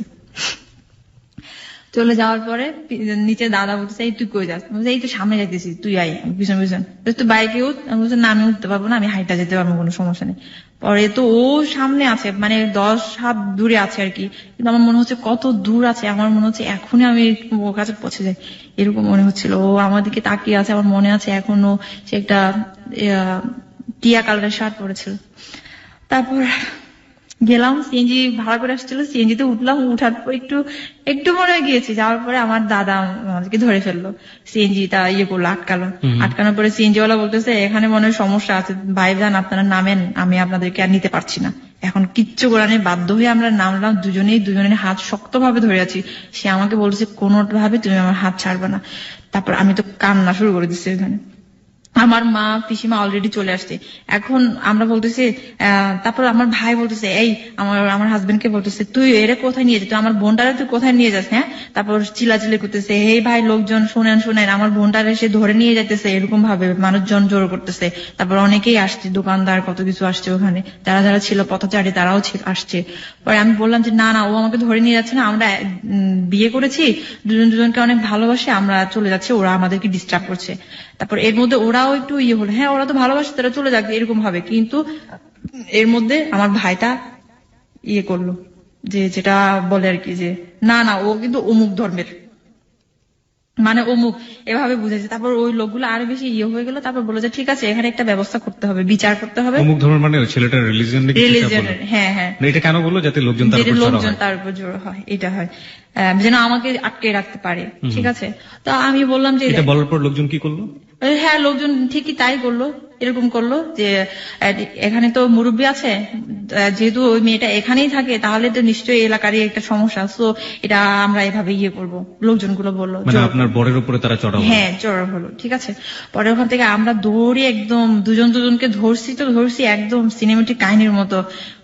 পিছনে ওরা আসতেছে দৌড়াই দৌড়াই, আমরা যাচ্ছি সামনে সামনে, এরকম ভাবে আমরা চাচ্ছিলাম যে কোন রাস্তা ফাঁকা থাকলে আমরা সেদিক দিয়ে বের হয়ে যাবো এরকম, কিন্তু হোস্টেলের সামনে এই কাহিনী? হ্যাঁ, হোস্টেলের সামনেই। তারপর ওখান থেকে কমিউনিটি পুলিশ আসলো, আসার পরে আমাদেরকে ধরে ফেললো। ধরার পরে ওখানে একটা সালিশ কেন্দ্র আছে, ওই সালিশ কেন্দ্রে নিয়ে যাওয়া হলো আমাদেরকে দুজনকে। ওখানে তো এর মধ্যে আমাদের কাকা, যারা মানে আত্মীয় স্বজন যারা যারা আছে ঢাকায়, সবাইকে কল করা হয়েছে, সবাই আসছে। এবং আমাদের কমিউনিটির কম হলেও 200 থেকে 250 ছেলে আসছে, এরকম আসছে এই ধরনের ঘটনা শোনার পরে। সব তো এখন তো যেহেতু ফোনে সবকিছুই হয়, এখন কোনো সমস্যা হয় না। তো যাই হোক, আসার পরে ওখানে আমাদেরকে রাখলো সালিশ কেন্দ্রে। ওখানকার পাড়ার মুরব্বী আসলো, চেয়ারম্যান যে আসে, তারপরে আসার পরে ওরা বলতেছে সবকিছু জানাজানি হয়ে গেল। আমাকে মানে কি বলবো, জানাজানি হয়ে গেল। ওখানে জিজ্ঞেস করতেছে মেয়েটার নাম কি, হ্যান ত্যান, ছেলেটার নাম কি, সবকিছু। তারপর বয়স সবকিছু জিজ্ঞেস করলো, আমরা কি করেছি, বিয়ে করেছি, সবকিছুই। তারপর এখন ওরা বলতেছে না, তারা তো ঠিক আছে, ওরা যেহেতু প্রাপ্তবয়স্ক বিয়ে করেছে, এখানে তো আর বাধা দেওয়ার কিছুই নাই, আপনারা তো এখানে আর কিছু করতে পারবে না। আমার মা বাবা মানে কাকা পিসিমাদেরকে বলতেছে। তো আমার মা কিছুতেই মানতে পারে না, কোন রকমে এটা মানা যাবে না, আমার মেয়েকে আমি নিয়ে যাবো যেভাবে হোক। এখন আমাকে জিজ্ঞেস করছে ওই লোকটা, মানে এত মানুষের সামনে, মহিলা আপনার কি হয়? আমি তখন বলেছিলাম আমার কেউ হয় না, আমি ওনাকে চিনি না। আমি আমার মাকে পর্যন্ত অস্বীকার করেছি তখন, বলছি না কেউ না। পরে আমাকে অনেক জোরে একটা থাপ্পড় দিল, এতগুলো মানুষের সামনে আমাকে চুল ধরে টানলো কত। আমি আমার হাজবেন্ডকে জড়াই ধরে আসছে, তো ধরে আসে এত মানুষের সামনে। আমার লজ্জা ভয় ভীতি কোনো কিছুই ছিল না তখন, মানে কোনো কিছু না। আমি জানি আমাকে নিয়ে গেলে আমার কি পরিণত হবে সেটা তো আমি খুব ভালো করে জানি, কারণ আমি ছোটবেলা থেকে ওই কমিউনিটিতে বড় হয়েছি, দেখেছি এর আগেও অনেক কিছুই। তো ওটা তো, কিন্তু দুর্ভাগ্য আমাদের, যদিও সবকিছুই আমাদের পক্ষে ছিল। এরপরে পুলিশ আসলো, তেজগাঁও থানার পুলিশ আসলো। আসার পরে তো পুলিশ এসেও বললো যে না, ওরা তো ঠিক আছে, ওরা প্রাপ্তবয়স্ক, ওরা বিয়ে, সমস্যা নাই তো। কিন্তু মানে এখন যেটা হয় আর কি, ক্ষমতার জোর থাকলে আসলে কোনো কিছুই হয় না, আইনও এখানে হার মানে। ওই দিন ঠিক তাই এরকম হয়েছিল। আমার কাকার উপর লেভেলের একজনকে ফোন করা হলো যে এরকম এরকম সমস্যা, যেভাবে হোক আমরা ওকে রাখতে চাই, আমাদের মেয়েটাকে আমাদের কাছে রাখতে চাই। তো ওখান থেকে উপর লেভেল থেকে ফোন আসলো ওই পুলিশের কাছে, তেজগাঁও থানার ওসি ছিলেন উনি, ওনাকে ফোন দিয়ে বললো যে যেভাবে হোক মেয়েটাকে মেয়ের মায়ের কাছে ফিরিয়ে দাও, আদারওয়াইজ আপনার চাকরি থাকবে না। যে বললো সেও আপনাদের কমিউনিটির? হ্যাঁ, আমাদের কমিউনিটির। তারপর হচ্ছে তো এরকম ভাবে এখন পুলিশটাও তো যেহেতু চাকরি নিয়ে টানাটানি হয়ে গেল, স্বাভাবিক এখন সে আর আমাদের আর পক্ষে থাকতে পারতেছে না। এখন ওকে আমার হাজবেন্ডকে বললো, তো আমার হাজবেন্ড, আমি তো ওকে ছাড়তেছি না, ও আমাকে ছাড়তেছে না, এরকম ভাবে। তা এখন বলতেছে ঠিক আছে তাহলে তোমার বাবা মাকে ডাকো, ওকে বলতেছে। তো ও বলতেছে আমার তো বাবা নেই, মা আছে, মা অনেক বয়স্ক মানুষ, ওনাকে এই কথাগুলো বলা যাবে না। বলছে তাহলে তোমার ভাই তো আছে? বলছে না, ভাইকেও ডাকা যাবে না, এরকম সমস্যা, কারণ ওর ফ্যামিলিতে এগুলো এখন পর্যন্ত জানায়নি। এখনো পর্যন্ত এগুলো বলছি। তারপর এই অবস্থা। এখন শুধু ঢাকায় কি আছে, ঢাকায় ওর একটা দুলাভাই আছে, ও যে বাসায় থাকতো ওই বাসার মালিক আর কি, হ্যাঁ, দুলাভাই থাকে। তো ওনাকে ডাকা হয়েছে, উনি আসছে, মানে সমস্ত ঘটনা ওখানে সমস্ত কিছু শোনার পরে এখন এই সেই। আমি তো কিছুতেই যেতে চাচ্ছি না, আমি তো জানি। পরে আমাকে একটা রুমে বন্দি করা হলো, বন্দি রাখা হলো, ওখানে সিদ্ধান্ত নেওয়া হলো যে কি করা যাবে, এখন কি করা যাবে। আমার মাকে আমি দেখতে পাচ্ছি ও কতটা এক্সাইটেড ছিল আমার হাজবেন্ডের উপরে, বারবার এমন ভাবে তাকাচ্ছিল, মনে হচ্ছে এখনই মেরে ফেলবে। কিন্তু আমি তো জানি আমি কিছুতেই আমি ওকে করবো না। এমনও সিদ্ধান্ত নিয়েছে ওকে ওখানে নারী নির্যাতন মামলা দিবে, কিন্তু আমার জন্যই দিতে পারেনি। আমি ওখানে বাধা দিয়েছি, কারণ আমি যেহেতু আমি একটা ভিকটিম, তো পারিনি ওটার জন্য। তো এখন ফাইনালি যেটা হলো সেটা হচ্ছে আমাদেরকে বুঝানো হলো, পুলিশটা আমাকে আর ওকে একটা রুমে নিয়ে গিয়ে বুঝালো যে দেখো ও যদি না মানে তাহলে কিন্তু তোমারই সমস্যা হবে। আমার হাজবেন্ডকে বলতেছে তোমাকে কিন্তু নারী নির্যাতন মামলা অলরেডি কিন্তু দিতে চাচ্ছে, এখন দিলে তুমি জানো এখন কত বছরের জেল, তারপর রিমান্ডে নিয়ে যাবে, তোমাদের দুজনকে রিমান্ডে নিয়ে যাবে, তখন কি হবে? এখন তার যদি একটা কাজ করো, তুমি ওকে ছেড়ে দাও, ও চলে যাক ওদের বাড়িতে, কোন রকমে একদিন সুযোগ বুঝেও পালিয়ে চলে আসবে, তখন আর কেউ আর ধরতে পারবে না, এরকম ভাবে। কিন্তু আমি কিছুতেই মানতেছি না এটা, কারণ আমি জানি বাড়িতে গেলে আমার কি অবস্থা হবে, আমি জানি সেটা। আমি বারবার বলতেছি না, ওখানে গেলে আমাকে নিলামে দিবে, ওখানে গেলে আমাকে এরকম বয়স্ক মানুষের সাথে বিয়ে দিবে, আমি জানি আমাকে মেরে ফেলবে, ওখানে এমনও হতে পারে আমাকে জঙ্গলে দিবে। আমি এগুলো অনেক কান্না করছিলাম আর বলছিলাম এসব কথা। আমি তারপরে তখনও পর্যন্ত ওকে ধরে আছি, আমার লজ্জা দিতে কিছু করতে। নিলাম শব্দটা নিয়ে আমার একটু বলা আছে, সেটা হচ্ছে নিলামে দেবে মানেটা কি? মানে এটা কি আপনাদের গোত্রেরই একটা নিয়ম বা এরকম হ্যাঁ, কিছু একটা, যে বাঙালি কোনো ছেলেকে বিয়ে করলে এরকম? হ্যাঁ হ্যাঁ হ্যাঁ, ঠিক তাই। বাঙালি কোনো ছেলেকে বিয়ে করলে ওই মেয়েটাকে তো এমনিতেই, যদি ইনকেস যদি মেয়েটাকে ধরতে পারে, তখন সেক্ষেত্রে হয় কি, আমাদের কিছু বলতে চাচ্ছি না, এগুলো পলিটিক্যাল আছে তো, যার কারণে ওকে, দেখা যায় যেটা আপনি চাবেন না সেটার বিষয়ে আমাদের কোনো জন্য নেই। তো নিলামে দেয় বলতে কি সমাজের কাছে তুলে দেয়, তখন আর ফ্যামিলির কাছে আর থাকে না আর ব্যাপারটা। ফ্যামিলি চাইলেও আর কোনো কিছু করতে পারে না, সমাজ যা বলে তাই।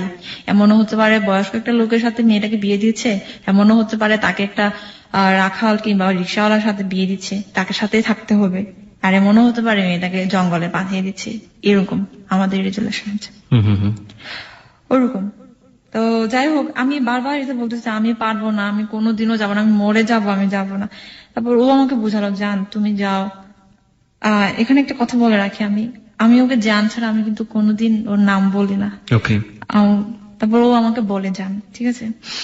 তারপর আমি বলছি জান আমি তোমাকে ছাড়া আমি কিভাবে থাকবো, আমি কোনোদিন পারবো না, আমি যাব না, আমাকে মেরে ফেলবে, তুমি তো জানো সবকিছু। তারপর সে বলতেছে জান তুমি যাও, আমি তোমাকে নিয়ে আসবো যেভাবেই হোক, 1 মাস হোক 2 মাস হোক, তুমি মোবাইলটা রাখো।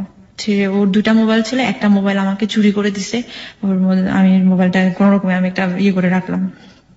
এর মধ্যে কিন্তু আমাদেরকে সবাই যে যার মতো করে ভিডিও করতেছে, হ্যান ত্যান করতেছে, কত কিছু করে। মানে ওই সময়টাতে ভিডিও করছে? হ্যাঁ, ভিডিও করছে অনেকেই। না, আপনার যে ছেলেগুলোর কথা আপনি বলছেন, হ্যাঁ। আপনার কমিউনিটির বিভিন্ন ছেলেরা হ্যাঁ। এগুলো ভিডিও করতেছে, আপনাদের যে টর্চার গুলো হচ্ছে এগুলো ভিডিও করছে? হ্যাঁ, ওকে, আমাকে ওখানে অনেক মারছে, ওকেও মারছে। তারপর পরে ওখান থেকে বের হলাম, অনেক কাঁদতেছি আমি জানি আমার কপালে কি আছে, কিন্তু জানি না ওর তখনকার ফিলিংসটা কেমন ছিল ওর, আমি এটা জানি না। আমার ফিলিংসটা ছিল এটাই যে আমি ওকে হারালাম, আমার জীবন থেকে আমি হারালাম। তো গেট থেকে বের হওয়ার সময় ওকে পুলিশে নিয়ে যাচ্ছে, আমাকে আমার মা বাবা আমার আত্মীয় স্বজন আমাকে ধরে রাখছে, আমার মা এমন ভাবে ধরে রাখছে আমি মনে আসামি। পরে ওকে ওরকম ভাবে আমি বললাম যে জান আমি যাচ্ছি, আমি জানি তোমার সাথে আমার আর কোনোদিন দেখা হবে না আর এই জীবনে, তুমি ভালো থেকো, এটা শুধু বলছিলাম, কান্না করছিলাম। পরে ওকে নিয়ে গেল থানায়, থানায় নাকি কোথায় নিয়ে গেলো জানি না, থানায় মনে হয় নিয়ে গেছে। পরে আমাকে হোস্টেলে নিয়ে আসলো, হোস্টেলে আসার পরে আমার মা অনেক মারছে আমাকে, ও যে অনেক মারছে, চুল ধরে এসেছে। পরে একটা পর্যায়ে আমি সেন্সলেস হয়ে গেলাম ওখানে। সেন্সলেস হওয়ার পরে আবার সেন্স ফিরে আসলো, দেখলাম যে হোস্টেলে অনেক জোরসোরো হয়ে আছে। ওর মধ্যেও আমি ওর সাথে মানে যোগাযোগ করতে চাচ্ছিলাম কিন্তু পারতেছিলাম না, কারণ আমার কাছে ফোন টোন কিছুই ছিল না। পরে আমি জানি, পরে ওখান থেকে সার্টিফিকেট সবকিছু নিয়ে বের হলাম, বের করা হলো আমাকে। একসাথে রিক্সায় উঠলাম, কাকা আমি আর আমার মা আমাকে এমন ভাবে ধরে রাখছে যেন আমি রিক্সা থেকে যেন পড়তে না পারে। আমি বারবার চাচ্ছিলাম যে আমি মরে যাব, রাস্তায় অনেক বড় বড় ট্রাক গাড়ি যাচ্ছে, তো ওখানে আমি পড়ে যেতে চাচ্ছিলাম, মানে আমি নিজে থেকেই আমি বাঁচবো না আর এরকম। তো আমাকে এমন ভাবে ধরছে যে যেন আমি পড়তে না পারি এরকম। পরে বাসায় নিয়ে যাওয়ার পর বাসায় নিয়ে যাওয়ার পর আমি শুধু কান্না করতেছি। আমাদের অনেক লোকজন আসছে ওখানে, আমাকে অনেক কিছুই বলতেছে যে এত শিক্ষিত একটা মেয়ে, এত মেয়ে কিভাবে এই কাজটা করতে পারলো, এটা তো সম্ভব না, ওকে তো এর চেয়ে আরো বেশি করা উচিত। আচ্ছা, আমি আরেকটা কথা বলতে ভুলে গেছি, সেটা হচ্ছে ওই সালিশ কেন্দ্রে যখন ছিলাম তখন একটা অঙ্গীকারপত্র দিতে হয়েছিল, সেটা হচ্ছে আমার মা বাবারও অঙ্গীকারপত্র দিতে হয়েছে যে মেয়েকে যদি আমরা ঘরে নিয়ে যাই, বাড়িতে নিয়ে যাই, ওর উপর মানসিক বলেন শারীরিক বলেন কোন রকমের টর্চার করতে পারবো না। আর আমার হাজবেন্ডের দিতে হয়েছিল হচ্ছে এরকম যে এই মেয়েটাকে ওর বাবা মার অমতে কিংবা ওর অমতে আমি আর কোনোদিন ওকে নিয়ে আসতে পারবো না, যদি নিয়ে আসি তাহলে আমার এ ধরনের সমস্যা হবে। আচ্ছা। সিগনেচার সবকিছু দিতে হয়েছে, আমারও দিতে হয়েছে, ওরও দিতে হয়েছে।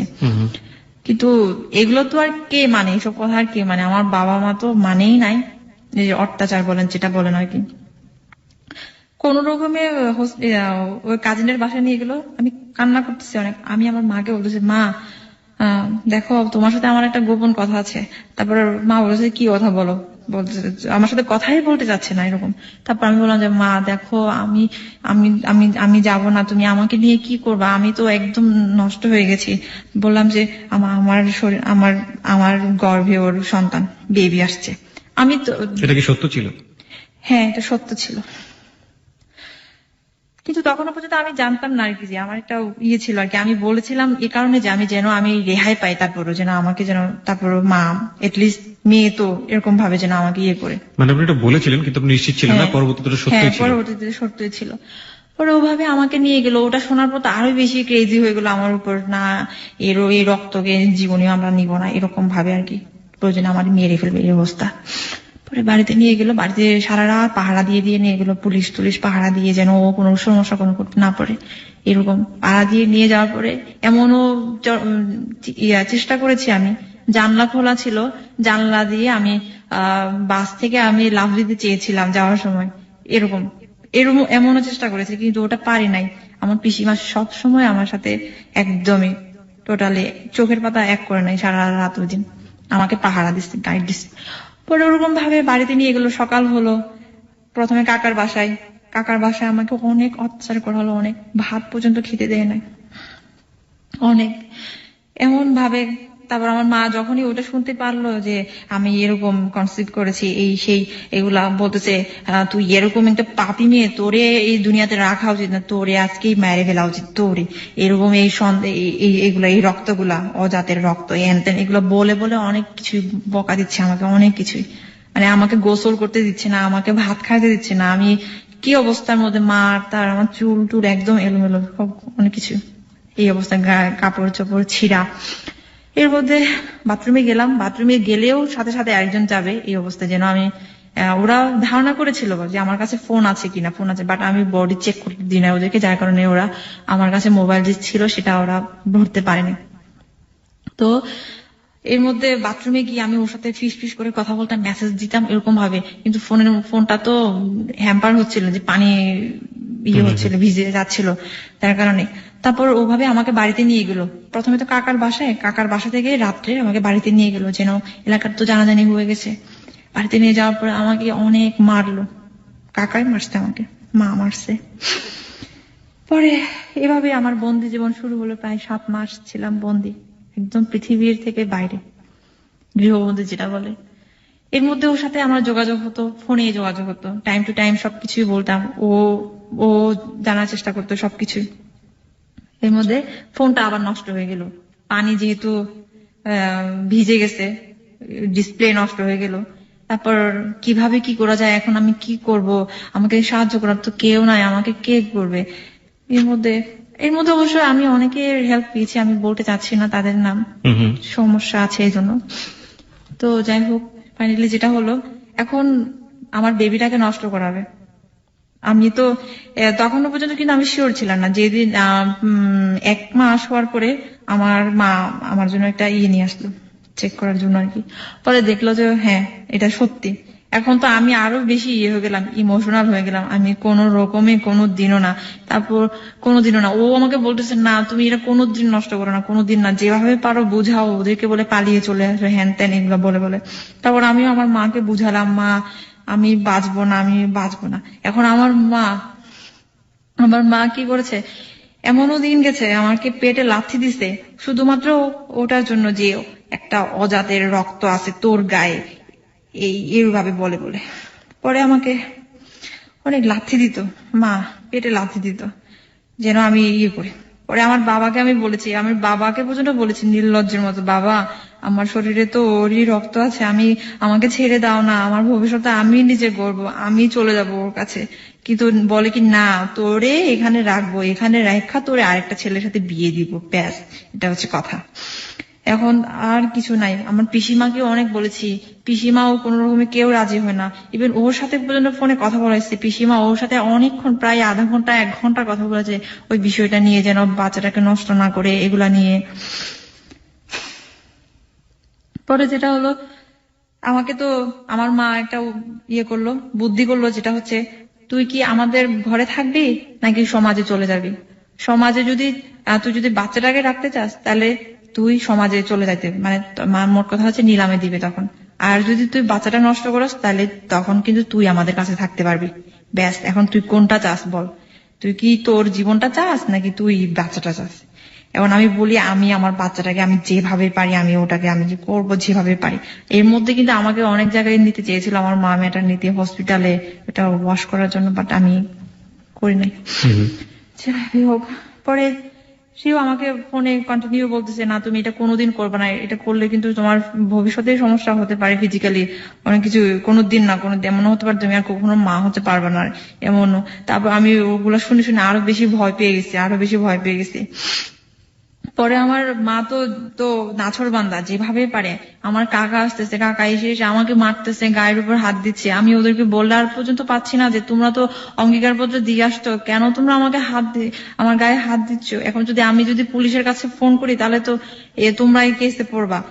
এইগুলা পর্যন্ত বলেছি আমি। পরে আমার মা বলেছে ওগুলা কিচ্ছু ছিল না, ওগুলো একটা অভিনয় ছিল, জাস্ট কিছুই না, তোকে নিয়ে আসার জন্য তোরে মারবো না। বারবার একটা জিনিস আসছে, সেটা হচ্ছে মার কথা আসছে, মানে যেখানে আসলে বাবার থাকার কথা সেখানে মা। অ্যাকচুয়ালি আমাদের ফ্যামিলিতে আমার মাটাই একটু বেশি, মানে আপনাদের কমিউনিটিতে মাটাই প্রাধান্যটা বেশি। আমাদের কমিউনিটি বলতে কি, মানে এক একজনের ফ্যামিলি এক এক ধরনের, আমাদের ফ্যামিলিতে হচ্ছে আমার মা একটু প্রাধান্য বেশি আর কি। তো যাই হোক, বাবাও আছে কিন্তু বাবা একটু শান্তশিষ্ট, আমার মা বেশি ক্রেজি, একদম অনেক বেশি এক্সাইটেড। তো যাই হোক, যেটা হোক, উনিও অনেক মানুষের সাথে মিশে সমিতি করে, এই জন্য হয়তো বা উনি একটু এরকম আমার মা। তো যেটা হচ্ছে ফাইনালি আমার জন্য একটা ওষুধ নিয়ে আসলো, গাইনোকোসিড নামে একটা ওষুধ নিয়ে আসলো। ওটা ওদের সামনে আমাকে খেতে হলো, বিশ্বাস করে না যে আমি খাবো কিনা, এটা ওদের সামনে আমাকে খেতে হলো। তো আর কি করা, সব শেষ, যেটুকু আশা ছিল সব শেষ। পরে ওভাবে আমাকে গ্রামে পাঠালো, গ্রামের জঙ্গলের মধ্যে থেকে আমি ওকে ফোন দিতাম, ফোন দিয়ে ওর সাথে কথা হতো। এর মধ্যে 2-3টা ফোন আমি আমার কাছ থেকে কেড়ে নিয়েছে, যেভাবে হোক পেয়েছে। তারপর এর মধ্যে আমি আবার ম্যানেজ করেছি, এগুলো আমি বলতে চাচ্ছি না কিভাবে ম্যানেজ করেছি এগুলো, কারণ সমস্যা আছে এই জন্য। পরে গ্রামে যাওয়ার পরে ওখানে আমাকে প্রায় 1 মাসের মতো রাখছিল গ্রামে। ইচ্ছে করে গ্রাম থেকে নিয়ে আসে না, গ্রামে তো কোনো নেটওয়ার্ক নেই, কোনো কিছু নেই, যেন আমি ওর সাথে যোগাযোগটা করতে না পারি। আর এগুলা ওকে যেন ভুলে যায়। ওখানে গিয়ে ওকে আমি চিঠি পাঠাতাম, অনেক বড় বড় করে চিঠি পাঠাতাম, কুরিয়ারে করে চিঠি দিতাম অনেক ওর প্রতি। কিন্তু ও কেমন হয়েছিল, প্রথম দিকে ও ভালোই ছিল, যোগাযোগটা ভালোই করছিল, কিন্তু শেষের দিকে এসে সে কেমন একটু খাপছাড়া হয়ে গেল। আমি ওকে আর আগের মতো করে আর পাচ্ছি না, ও আমাকে অ্যাভয়েড করা শুরু করলো। তখন আমার অনেক বেশি কষ্ট, তো আমার মনে হতো আমি আর বাঁচবো না, এত এত কিছু করলাম, আজকে সে আমার সাথে এরকম করছে। পরে যাই হোক, ওভাবে আসার পরে ফাইনালি যেটা হলো সেপ্টেম্বর, হ্যাঁ অগাস্টে আমি ওর সাথে কথা বলতেছিলাম দুপুরের দিকে। তো আমার ছোট ভাইটা এসে আমাকে দেখলো যে আমি কথা বলতেছি, পিছন থেকে আমাকে এত বড় একটা লাকড়ি আছে, ওই যে চুলা জ্বালায়। আপনার ছোট ভাইয়ের বয়সের ডিফারেন্স কত আপনার সাথে? 10 ইয়ার্স। আপনার চেয়ে 10 বছরের ছোট। তো আমাকে পিছন থেকে এমন জোরে মারলো, আমি একদম পড়ে গেলাম, কিন্তু আমি মোবাইলটা হাত ছাড়া করে নাই। ও শুনছে কিন্তু আমার একটা কিছু হয়েছে, মানে আমার হাজবেন্ডও শুনেছে। এর মধ্যে তো আমাকে মারলো, আমি মোবাইলটা কিছুতে হাত ছাড়া করে নাই। কি করছে, মোবাইলটা আমি আমার জানলা থেকে আমি পুকুরে ফেলাই দিচ্ছি, পুকুর একটা ছিল পাশে পানি, ওখানে ফেলে দিচ্ছি, তারপরে যেন না দেখে। ওই জন্য আমাকে অনেক মারছে, আমার ভাই এত মারছে। পরে আমি কি করলাম, আমার জীবনটা রেখে কি করব। আমি ওই দিন আমাদের বিষ ছিল, ইঁদুর মারার বিষ ছিল, ওই ইঁদুর মারার বিষ খেয়েছি, যে মরে যাব আজকে। ইঁদুর মারার বিষ খাওয়ার পরে আমি বমি করছি, সাথে সাথে আবার সেন্সলেস হয়ে পড়ছি। সেন্সলেস হওয়ার পরে আমি আর জানি না কি হয়েছে। পরে যখন সেন্স ফিরে আসলো তখন দেখলাম আমি হসপিটালে, আমাকে ওয়াশ করাচ্ছে। এত কষ্ট হচ্ছিল যখন আমাকে ওয়াশ করাচ্ছিল। তো ওয়াশ করানো হলো, ওখানে হসপিটালে 2 দিন ছিলাম। 2 দিন রাখলো আমাকে। অনেক মানুষ অনেক কথা বলছে, নিন্দা করছে, এটা তো স্বাভাবিক। যারা নিন্দা করছে তারা তো সবাই আপনার গোত্রের আমাদেরই মানুষ। গোত্রের মানুষ। একজন মানুষও কি আপনার পাশে দাঁড়ায় আমার না, আপনাদেরই গোত্রের? কেউ না, নট এ সিঙ্গেল পার্সন। শুধু একজন ছিল, উনি আবার ঢাকার টেক্সটাইল ইউনিভার্সিটির প্রফেসর। উনি বলছিল যে ওকে ছেড়ে দিন না, ওর জন্য তো খারাপ লাগতেছে আমার, ও বেচারি, ও তো মরেই যাবে, ওকে ছেড়ে দিন, যাকে ভালোবাসে তার। উনিই বলছিল শুধুমাত্র। এই কথা শোনার পরে আমার কাকা বলে কোনো দিনও না, ওকে মেরে ফেলা হবে, তারপর মরে যাক, তারপর ও ছেলের কাছে যাবে না। তারপর আমার মা বলে ওরকম একটা ছেলের সাথে আমার মেয়েকে দিব কোনো দিনও না, যে ছেলে কিনা এইগুলা করে রাস্তার ফকিরের মতো করে ফেরিওয়ালা করে করে বেড়ায়, তার সাথে দেখতে কেমন, হ্যান ত্যান কত কিছু বলতো, আমাকে বলতো। আমার এগুলো শুনে আমার অনেক কষ্ট হতো, আমি অনেক কান্না করতাম, প্রতিবাদও করতে পারতাম না, শুধু বলতাম যে আমি ওকে অনেক ভালোবাসি, তোমরা যতই যাই বলো না কেন, কোনো দিনও না। এর মধ্যে ওকে আবার কেস করতে চেয়েছিল ওখান থেকেই। তা আমি বলেছি, আমাকে অনেকবার কনভিন্স করানো হয়েছিল, আমি বলছি কোনোদিনও না, আমাকে মেরে ফেলো, তারপরে তোমরা ওকে কেস করতে পারবে না। শুধুমাত্র আমার কারণে কেস করতে পারে নাই, নাহলে কিন্তু কেস হয়ে যেত ব্যাপারটা। ওকে। তাহলে পরে এর মধ্যে আমাকে হসপিটাল থেকে বাড়িতে নিয়ে আসা হলো। ও জানে এগুলা সব, আমার মানে শুভাকাঙ্ক্ষী আর কি, সে ওকে মেসেজ করে পাঠাইছে, দিদির এই অবস্থা এগুলা, ও জানে এগুলা সব। এর মধ্যে আমি ওকে বললাম যে দেখো আমার আর এখানে থাকা সম্ভব না, তুমি আমাকে কবে নিয়ে যাবা। ও আমাকে এই মাস ওই মাস বলে বলে ওভাবে রাখতে রাখতে ফাইনালি যেটা বলছে, ডিসেম্বর ছাড়া আমি তোমাকে নিয়ে আসতে পারছি না। আপনি যাকে বিয়ে করলেন সে? তারপর আমি বললাম ডিসেম্বর পর্যন্ত আমি কিভাবে থাকবো। এর মধ্যে আমাকে আরেকটা বয়স্ক একটা লোকের সাথে আমার বিয়ে ঠিক করেছে, যে কিনা সুইজারল্যান্ডে থাকে। সে কি আপনাদের কমিউনিটির? হ্যাঁ, আমাদের কমিউনিটিরই ছিল, কিন্তু বয়সে অনেক ডিফারেন্স, অনেক। তো আমি তো ওইটা কিছুতে মানতে পারছিলাম না। আমার এখন অক্টোবরের 5 তারিখে বিয়ের ডেট হয়েছিল আর কি। তো আমি এখান থেকে আমি কিভাবে পালিয়ে যাব, আমার কিভাবে, এখন ওর সাথে আমার আবার রিলেশনটা খারাপ হয়ে গেছিল। ও চাচ্ছে না যে আমি ঢাকায় ব্যাক করিয়ে দাও, হয়তো বা কোনো কারণেই হোক, চাচ্ছে না, পরে এভাবে হোক। তো পরে যাই হোক, ও ইন দ্য মিনটাইম ও চাচ্ছিল না আপনি ঢাকাতে ব্যাক করেন, হয়তো বা কোনো কারণে আর কি। আচ্ছা ঠিক আছে। কিন্তু আমি তো জানি আমি কি অবস্থায় আছে। আমি বলছি তুমি চাও বা না চাও, আমার এখানে আর প্রাণে বাঁচার দায় হয়ে গেছে। আমার এখানে আর কেউ না, আমার মাও নেই আমার কাছে। পরে যে মা আমাকে আদর করতো, সেই মা আমাকে কোনোদিনও আর ভাত খাইতে ডাকেনি, কোনোদিনও না। আমি মানে মানুষ কুকুর পাললেও কুকুরকে অনেক বেশি ইয়ে করে, আমি ওরকম ছিলাম ফ্যামিলিতে, এত ফেলনা ছিলাম। পরে যেটা হলো,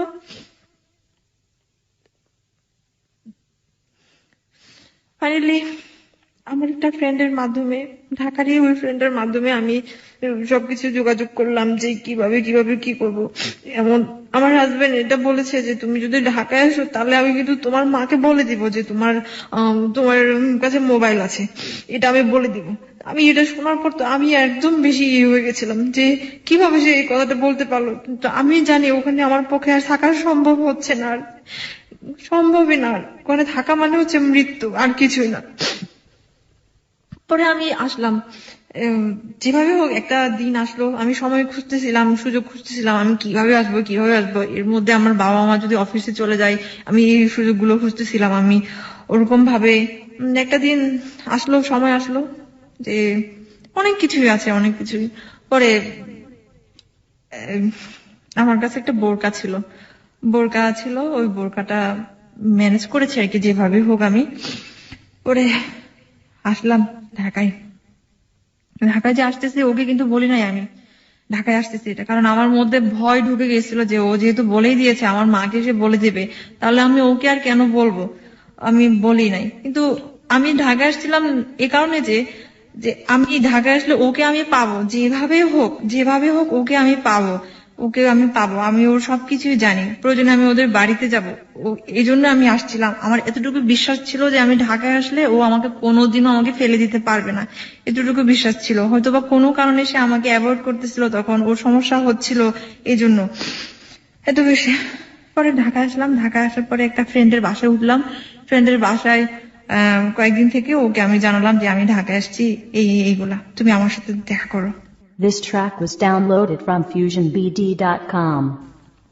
তো ও আমার সাথে দেখা করতে গেল যে আমি যে জায়গায় ছিলাম। দেখা করার পরে ওদিন প্রথম দেখা, অনেক কান্নাকাটি করলাম। ও আমাকে বললো, জান তুমি চলে যাও বাসায়, তুমি বাসায় চলে যাও।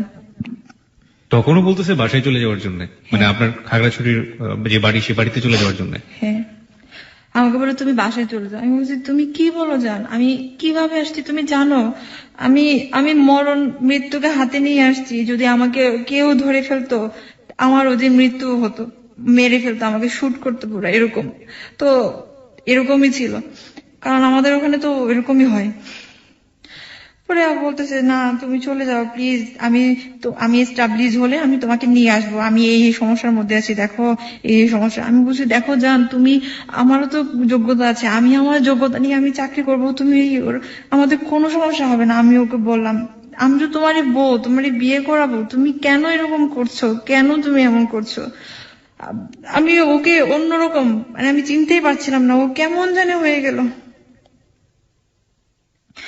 পরে আমি আমার বান্ধবীকে বললাম, দেখ এই অবস্থা, যার জন্য হাসলাম সে আজকে এই অবস্থা, এই বলছে, কি করব আমি এখন? আমার বান্ধবী বলতেছে, তোরে তো আমার বাসায় রাখাও এখন মুশকিল হয়ে গেছে, কারণ তোর বাবা মা যে কোনো মুহূর্তে তোরে এখন থানায় কেস করছে, জিডি করছে যেহেতু, তাহলে তো তোরে যে কোনো মুহূর্তে আমরাও বিপদে পড়বো, তোরে রাখা এখানে তো সমস্যা। এখন এর মধ্যে আমাকে আবার কিছু পরামর্শ দিল, সেটা হচ্ছে যে তুই রিলিজিয়নটা চেঞ্জ করে ফেল, এই অমুক রিলিজিয়নে আয়। মানে আপনি যে রিলিজনটা আপনার হাজবেন্ডের জন্য চেঞ্জ করলেন, সেটা চেঞ্জ করে অন্য একটা হ্যাঁ, অন্য আরেকটা রিলিজিয়নে যেতে বলতেছে, তো যেটা বাংলাদেশে মানে সংখ্যাগরিষ্ঠ আর কি। হ্যাঁ, তো আমি ভাবছি না, আমি কিভাবে করবো, আমি এটা কোনোদিন না। তারপর অনেক আমাকে মেন্টালি যেটা বলে একদম ওয়াশ করে ফেললো যে হ্যাঁ না এরকম হবে। আরো কিছু ভাইয়া ছিল, ওরাও আমাকে করছে, ইনফ্লুয়েন্স করেছে যে হ্যাঁ ওকে এখানে রাখা যাবে না, ওকে রাখলে আমরাই বিপদে পড়বো, পুলিশ টুলিশ নিয়ে এসে আমরাই বিপদে পড়বো, এরকম ভাবে, নয় ওকে এটা করতে হবে, নয় ওকে এটা করতে হবে। তা আমি তখন ওকে বললাম যে দেখো জান, আমাকে তো এরকম করতে বলতেছে, আমি কি করব, তুমি তো আমাকে নিয়েও যাচ্ছ না, তাহলে আমাকে যদি নিয়ে যায়। তারপর সে তখন আমাকে তেমন একটা কিছুই বলে নাই, পরে আমি সিদ্ধান্ত নিলাম আমি আর কি করব, আমার কিচ্ছু করার বাকি নেই, এখন আমাকে বাঁচতে হবে, আমার কোথায় যাব আমি এখন? আমি পরে রিলিজন চেঞ্জ করার জন্য আমি সবকিছু এগ্রি হলাম। তবে ওখানে একটা ভাইয়া ছিল, ওই ভাইয়াটা সবকিছু একটা উকিলের সাথে কথা বলে হ্যান ত্যান কত কিছু সব পেপারস রেডি করছে, এবং ওনার সাথেও গিয়েছি আমি কোর্টে, যাওয়ার পরে সিগনেচারও করেছে, কিন্তু ওই যে ম্যাজিস্ট্রেটটা অ্যাবসেন্ট ছিল, যার কারণে আর ওটা হয়নি। তো ওই দিন আবার আমার হাজবেন্ড ওখানে গিয়েছে, আমার বান্ধবীর সাথে অনেকক্ষণ কথা বলেছে এই বিষয়গুলো নিয়ে। ওরও অনেক মন খারাপ ছিল, আসার সময় ফোনে কথা হয়েছে, ফোনে আমি কান্না করতেছি, বারবার ও ফোন দিচ্ছে, কাঁদতেছি, কথা বলতেছি, বলছে জান তুমি এই কাজটা করলা, এই কাজটা যদি করো তোমার সাথে আমার আর কোনোদিন দেখা হবে না, কোনোদিন মিলন হবে না, যেটুকু মিলন হওয়ার কথা ছিল সেটাও আর হবে না। আমি বলছি এগুলো তো তোমার জন্যই হচ্ছে, তুমি কেন আমাকে তুমি নিয়ে যাচ্ছ না, আমি তোমার জন্যই আসছি। পরে বলতেছে তুমি এটা করো না, আমি তোমাকে নিয়ে যাব, যেভাবে আমি তোমাকে নিয়ে যাব। এটা বলার পরে আমি আর একটু মনে একটু আশ্বাস পেলাম। তাহলে আমি আমার বান্ধবীকে বললাম, আমি যেটা করেছি আমি এটা আর করতে পারবো না, এখানেই শেষ। তারপর এখন আমার বান্ধবী আমার উপর খেপে গেছে, যেহেতু আমি ওর বাসায় এতদিন ছিলাম, এখন বলতেছে তুই পৃথিবী একদিকে, তোর জামাই একদিকে, তুই কি করতেছস, তুই তোর জামাইটারে বেছে নিতেছ। আমি বলছি অবশ্যই, আমি আমার জামাইয়ের জন্য আমি আসছি, এখন তুই যা বলিস না কেন। আমি এখন ওর সাথে আমার একটু সম্পর্কটা খারাপ হয়ে গেছিল, ফাইনালি সে যেটা করলো আমাকে আর ওর বাসায় রাখলো না। আর এখন আমার হাজবেন্ড একটা বাসা নিয়ে ওখানে আর একটা বাসায় রাখলো আমাকে। ফার্স্ট টাইম আপনারা একটা বাসা নিলেন এবং সে বাসাটায় উঠলেন। ওকে, সাবলেট আর কি, সাবলেটে। হ্যাঁ, ওটা ওখান থেকে আমাদের সংসার শুরু হয়। এই তো কত সালে সংসারটা শুরু হলো? 2010 নভেম্বরে 26 তারিখ। তো ওভাবে একটু সংসারটা যেরকম ভাবে চেয়েছিলাম আস্তে আস্তে হচ্ছে, এটা সেটা টুকিটাকি জিনিস কিনা শুরু করলাম, যেহেতু তো এর মধ্যে ভালোই যাচ্ছিল, সবকিছুই ভালোই হচ্ছিল, সবকিছুই ও আসতেছে। কিন্তু ওর একটা সমস্যা ছিল, ওর ফ্যামিলিতে তো যেহেতু ও ডিসক্লোজ করে নাই ব্যাপারটা, ও যে বিয়ে করেছে এটা নিয়ে সমস্যা ছিল, তার কারণে সে আমার সাথে কন্টিনিউ থাকতে পারতো না আর কি। তো এরকম ভাবে আসা যাওয়ার মধ্যে থাকতো পরে আমি আমি এর মধ্যে আমি একটা চাকরিতে জয়েন করলাম স্কুলে, ওটাও আরেকটা স্কুলে ছিল, স্কুলে জয়েন করলাম। এভাবেই চলতেছিল, ভালোই চলতেছিল। মাঝে আবার অনেক কিছু হলো যে এভাবে আমার একটু জিদটা একটু বেশি ছিল আর কি, যে ও অনেক সময় ব্যস্ত থাকতো, আমি চাইতাম ও সবসময় আমার কাছে থাকুক, যেটা আমি একা সবসময় বাবা মা যতই আমাকে অত্যাচার করুক না কেন ওদের কথা মনে পড়ে, কান্না করতাম সারাদিন, বাসায় একা একা থাকতাম। পরে ও আমার একটু জিদ বেশি ছিল, জিদটা এরকম ছিল যে ও যদি ব্যস্ত থাকতো, আমি ফোন দিলে রিসিভ না করলে আমি শুধু ফোন দিতেই থাকতাম। তো ওইগুলো পছন্দ করতো না, একদমই অপছন্দ করতো। তো এরকম ভাবে ও মাঝে মাঝে আমাকে করতো, ঝাড়ি টাড়ি দিত এমন। তো পরে যাই হোক একদিন কি করলাম, সে আমার জন্য একটা জিনিস নিয়ে আসলো, একটা গিফট নিয়ে আসলো আর কি। একটা গিফট নিয়ে আসলো, ওই প্যাকেটটা ওদের এলাকারই একটা দোকানের প্যাকেট ছিল। তো আমার তো ওর কারো নাম্বার আমার কাছে ছিল না, যেটা আমার একটা আনসার্টেন একটা লাইফ, সে আমাকে আদৌ কি ওর বাড়িতে নিয়ে যাবে নাকি কি যাবে, আমার এগুলো নিয়ে একটু টেনশন ছিল আমার। সরি। পরে আনসার্টেন, তো আমি কি করলাম, ওই নাম্বারে ফোন দিলাম, ওই নাম্বারে ফোন দিয়ে বললাম যে এটা কি অমুক জায়গা, বললো যে হ্যাঁ অমুক জায়গা। এটা কি অমুক দোকান, বলছে হ্যাঁ অমুক দোকান। আচ্ছা, তারপর আমি ডিটেলস বললাম, ওর ভাই সম্পর্কে তো জানি, এই জন্য ভাইকে বলার পরে সে বলছে হ্যাঁ হ্যাঁ চিনি তো, উনি তো খুবই মান্যজন একজন মানুষ এলাকার, এরকম। তো তা আমি বললাম যে এরকম ওনার ভাই আমাকে এভাবে বিয়ে করে রেখেছে একটা জায়গায়, এখনো পর্যন্ত আমি এরকম অসহায়ের মধ্যে আছি, আমাকে প্লিজ একটু হেল্প করেন। আমি এগুলো অবশ্যই বলেছি, যার করে সে এগুলো পরে শুনতে পারছে। পরে শোনার পরে সে আমার উপর অনেক বেশি খেপে গেছে, অনেক বেশি। আপনার বর? অনেক বেশি খেপে গেছে এই কারণে যে কেন আমি এগুলো ওর অবাধ্য হয়ে এগুলো করলাম।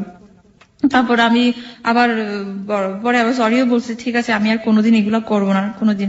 তারপর আমার এভাবেই চলতো, এভাবে তো দেখা যায় ও 2 দিন 3 দিন ফোন অফ থাকতো, ফোন দিত না আমাকে, এরকম ভাবে আমার আরো বেশি টেনশন হতো, আরো বেশি। এখন এর মধ্যে আমি ওর একটা ফ্রেন্ডের নাম্বার আমার কাছে ছিল আর কি, হ্যাঁ, ওর ফ্রেন্ডের সাথে আমি যোগাযোগ করলাম। তো ওর ফ্রেন্ডটা আমাকে বললো আর কি, যে অনেক কিছুই বললো ওর সম্পর্কে, আমি এগুলা এখন একটু বলতে চাচ্ছি না, বললো। তারপর এগুলো শোনার পরে আমার তো আরো বেশি একদম বেশি টেনশন হয়ে গেল। তা আমি বললাম যে দেখো তুমি কি আমাকে তোমাদের ফ্যামিলিতে কখনোই স্টাবলিশ করতে পারবে না? সে বলতেছে তুমি একটু ওয়েট করো না, তুমি দেখো না কি হয়, দেখো। আমি বলছি আমি আর কত দেখবো, আমি তো দেখতেছি, দেখতে তো এতদিন চলে গেল, আজকে প্রায় তখন কিন্তু 1 বছর হয়ে গেল আর কি, হ্যাঁ 1 বছর হয়ে গেছে। তারপর এরকম ভাবেই ভালোই যাচ্ছিল, আবার দিনকাল সবকিছু ভালো যাচ্ছিল।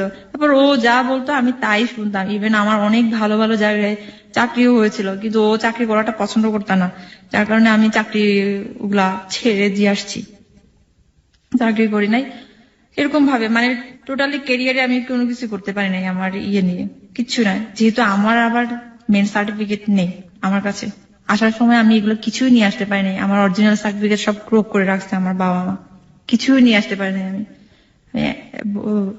এরকম শুধুমাত্র ফটোকপি নিয়ে আসছিলাম, ফটোকপি ছিল আমার কাছে ওগুলা নিয়ে, কিন্তু মেন সার্টিফিকেট আমি নিয়ে আসতে পারি না।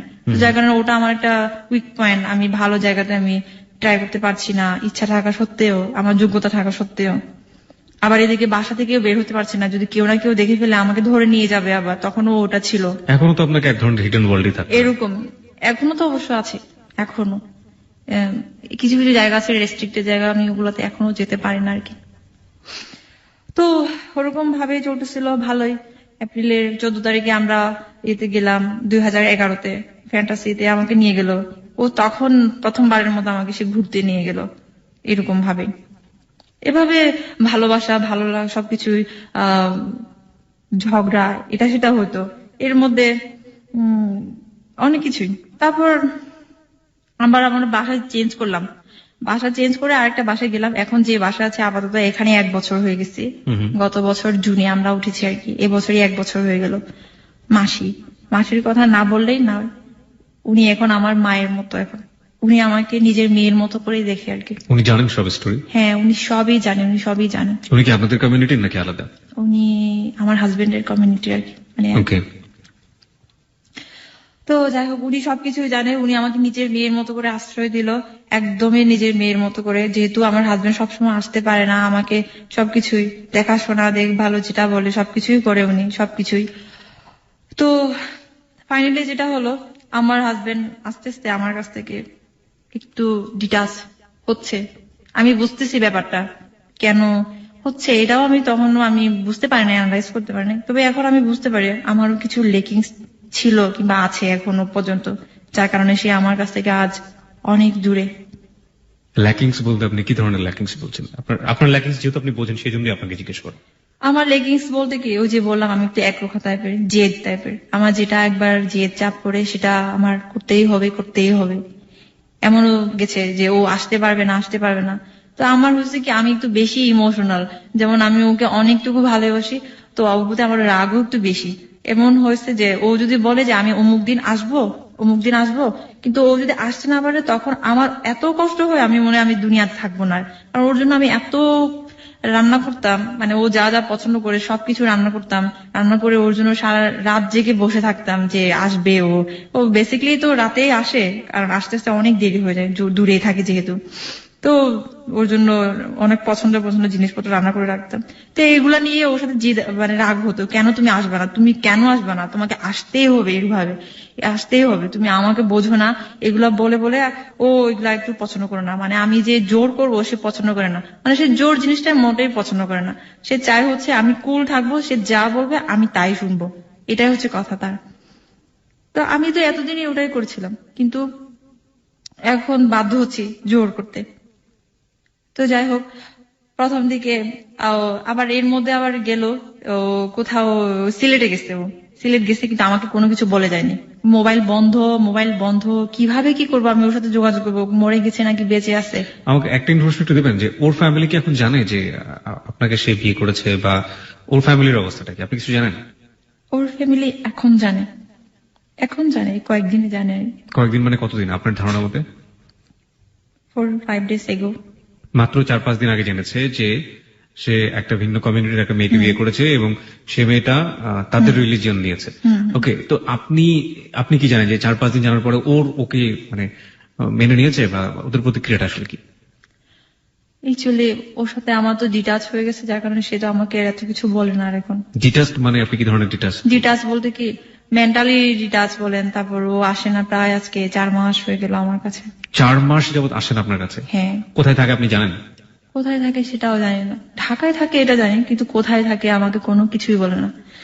ফোনেও কথা বলে না, মানে খুব কম কথা বলে, খুব কম। অনেক ব্যস্ত থাকে, অনেক ব্যস্ত থাকে, শুধু ব্যস্ততা দেখায়। তো এই তো এখন ওর ফ্যামিলি জানার পরও জানি না ওর ফ্যামিলির মধ্যে কি ধরনের প্রতিক্রিয়া হচ্ছে এখনো, কারণ সে তো আমাকে সবকিছু শেয়ার করে না, সবকিছু তো বলেও না। আমি যদি জিজ্ঞেস করি তখন বলে যে এগুলো তো শুনে লাভ কি, তোমার শুনে লাভ কি, এগুলা যা ক্ষতি করাচ্ছ ক্ষতি করেছো তুমি, আর কি ক্ষতি করবা, এটা বলে। কিন্তু আমি একটা জিনিস বুঝাতে পারলাম না যে আমি যা করেছি সব ওকে পাওয়ার জন্যই করেছি, ভালোবাসা, আর কিছুই না।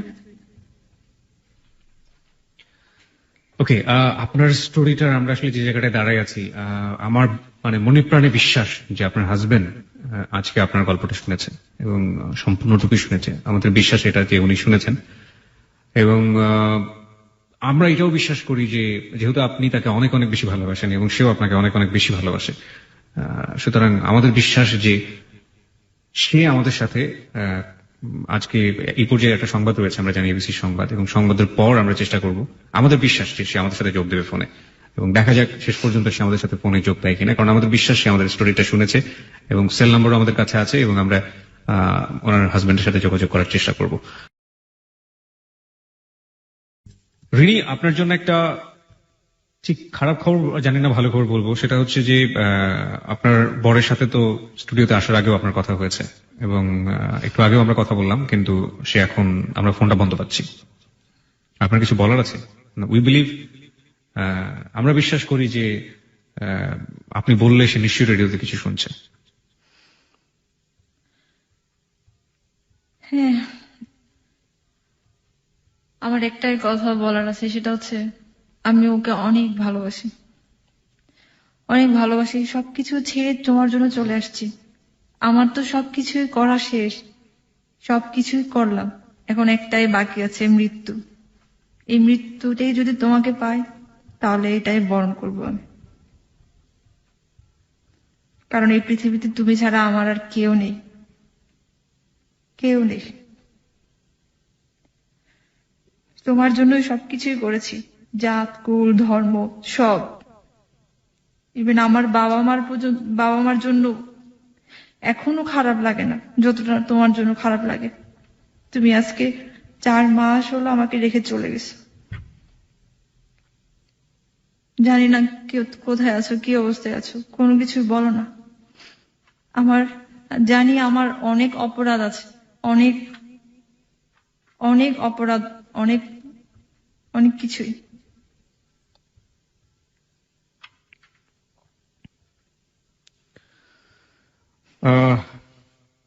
আমাদের অনুষ্ঠানের নিয়ম অনুযায়ী আমরা কখনো কোনো কিছু মন্তব্য করি না শেষে, এবং কাউকে কোনো ইন্সপায়ার করি না, কোনো অ্যাডভাইসও দিই না, কোনো পরামর্শ দিই না। আমরা শুধু স্টোরি বলি, we are the story teller. আমরা গল্প বলি, এবং গল্পের অনুভূতির জায়গা থেকে আপনি যা নিলেন সেটা একান্তই আপনার। আর এই অনুষ্ঠানটার নাম হ্যালো 8920।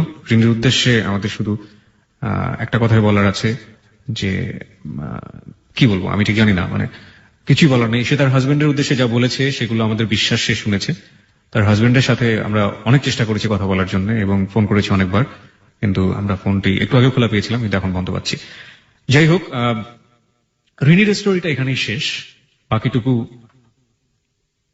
আপনার হাতে থাকলো। এবং আমরা হ্যালো 8920টা শেষ করতে চাই আরেকটু সময় নিয়ে। বেশ কিছু কল যেগুলো আমরা ফোন পেয়েছি সেগুলো বাজিয়ে শেষ করতে চাই। রিনি, আপনি অনেক ভালো থাকবেন। আপনার জন্য হ্যালো 8920 যারা শ্রোতা, আমি জানি অনেক কল আসবে আপনার জন্য, তাদের সবার পক্ষ থেকে আপনার জন্য অনেক অনেক দোয়া। আপনাদের সবার আমার জন্য দোয়া করবেন। যে উদ্দেশ্য নিয়ে আমি ঢাকা শহরে আসছি সেটা যেন হয়। জানি না আমার ফিউচার কি আছে, সবকিছু আনসার্টেন, সবকিছুই। শুধু এটুকু জানি যে ও ছাড়া আমি অচল, ও ছাড়া আমার এই পৃথিবীতে আর কেউ নেই। হয়তো মৃত্যুকেই আমাকে বেছে নিতে হবে। আমি আমার জীবনে রাত 2:12 বাজলো এমন একটা সময়ে, যে মানে এই প্রথম অনিয়ারে বসে রাত 2:12 বেজেছে এবং আমি টের পাইনি। আমরা আজকে রিনির গল্প শুনেছি, এবং রিনির গল্পটা এত মনোযোগ দিয়ে কে শুনেছেন ঠিক জানি না, পুরোটা সময় জুড়ে আমি রিনির গল্পটা এত মনোযোগ দিয়ে শুনছিলাম। এবং আজকের অনুষ্ঠানটা কিভাবে শেষ হবে সেটা নিয়ে আমার প্রচন্ড প্রচন্ড প্রচন্ড রকম চিন্তিত, কারণ এই জায়গাটায় এসে আমরা পুরো রিনির গল্পটা শুনেছি, এবং একইভাবে আমার হাতে এখনো প্রায় 60 থেকে 70টা কল, রেকর্ডেড কল আছে, যেগুলো বাজানোর জন্য আমি সিদ্ধান্ত নিয়ে এসেছিলাম। কিন্তু অনুষ্ঠানটার প্যাটার্নটা এমন হয়ে গেছে যে এই সময় এসে আমি আসলে ওই কলগুলো বাজানোর মতো, এবং ওই কলগুলো বাজালে আসলে কারো ভালো লাগবেও কিনা সেটা নিয়ে আমি যথেষ্ট সন্দেহাতীত। রিনি চিটাগং ইউনিভার্সিটি থেকে মাস্টার্স পাস করেছে খুব ভালো একটা সাবজেক্টে। সে অনার্সে 2nd ক্লাস এবং মাস্টার্সে 1st ক্লাস। এত ব্রিলিয়ান্ট রেজাল্ট। সেই মানুষটা একটা মানুষকে লাভ করে তার নিজের গোত্র ত্যাগ করেছে। সেই মানুষটা একটা মানুষকে লাভ করে তার নিজের রিলিজিয়ন ত্যাগ করেছে। সেই মানুষটা একটা মানুষকে লাভ করে তার পুরো দুনিয়াটাকে ত্যাগ করেছে। সেই মানুষের সাথে একটু আগে আমরা কথা বলার চেষ্টা করেছিলাম, এবং সেই মানুষটা আমাদের কথা দিয়েছিল সে তার সাথে কথা বলবে। আমরা তার জন্য অপেক্ষা করেছি, এবং আমরা শেষ পর্যন্ত তার ফোনটা বন্ধ পেয়েছি। আমরা রিনিকে, আমরা যারা হ্যালো 8920 বন্ধু আছি এবং আমরা যারা এবিসির বন্ধু আছি, তারা বিশ্বাস করি যে রিনি কখনোই এমন সিদ্ধান্ত নিতে পারে না, রিনি কখনো নিজের কাছে হেরে যেতে পারে না, রিনি কখনো নিজের জীবনের কাছে হেরে যেতে পারে না। সে একটা শিক্ষিত মানুষ, সে একটা শিক্ষিত মেয়ে, এবং সে সবকিছু ত্যাগ করে একটা মানুষের কাছে জীবনে আশ্রয় চেয়েছে। তার মা, তার পরিবার, তার সমাজ, রিলিজিয়ন, ধর্ম সবকিছু ত্যাগ করে একটা মানুষের কাছে আশ্রয় চেয়েছে। সেই মানুষটা সবার কাছে হেরে যাবে এটা তো হতে পারে না। সেই মানুষটা নিজের ভালোবাসার মানুষের কাছে হেরে যাবে, এবং ভালোবাসার মানুষের কাছে হেরে যাওয়ার পরে নিজের জীবনের কাছে হেরে যাবে, তা তো হতে পারে না। আমরা অন্তত এই জায়গাটায় দাঁড়িয়ে আছি যে সে যদি তার নিজের ভালোবাসার মানুষের কাছে হেরে যায়, আমরা চাইবো না সে তার ভালোবাসার মানুষের কাছে হেরে যাক। সে যদিও তার ভালোবাসার মানুষের কাছে হেরে যায়, আমরা এক্সট্রিম চিন্তা করছি, তাহলে কি সে তার জীবনের কাছে হেরে যাবে? আমরা কোনোভাবেই এটা মেনে নিতে পারি না। আমরা আবার ফিরিয়ে নিয়ে এসেছি রিনিকে, এবং রিনির কাছ থেকে আমরা আজকে এই কথাটা আদায় করতে চাই। আমরা বিশ্বাস করি এখন এই মুহূর্তে এবিসি লাখ লাখ শ্রোতা শুনছে, এবং তাদের সবারই প্রাণের একটা দাবি যে রিনি একটু আগে যেটা বলেছিল যে সে হয় তার ভালোবাসার মানুষটিকে পাবে, অথবা সে তার জীবনের কাছে হেরে যাবে। আমরা এটা মেনে নিতে পারছি না রিনি। এবং আপনি এত পড়াশোনা করেছেন, এত শিক্ষিত একজন মানুষ, আপনি স্কুলের একটা টিচার, আপনি বাচ্চাদেরকে ইন্সপায়ার করেন সবসময়, আপনি বাচ্চাদের শেখান, এবং আপনি সবসময় বাচ্চাদেরকে বলেন মোটিভেশনাল কথাবার্তা, সেই মানুষটা কেন জীবনের কাছে হেরে যাবে রিনি? আমরা এবিসি শ্রোতা যারা আছি এই মুহূর্তে আমরা বিশ্বাস করি আপনি নিজের পায়ে দাঁড়াবেন, আপনার সেই যোগ্যতা আছে, এবং দাঁড়িয়ে আপনি এটা প্রমাণ করবেন যে মানুষটির জন্য আপনি পুরো দুনিয়াটাকে সাইড করে দিলেন, পুরো দুনিয়াটাকে সাইড করে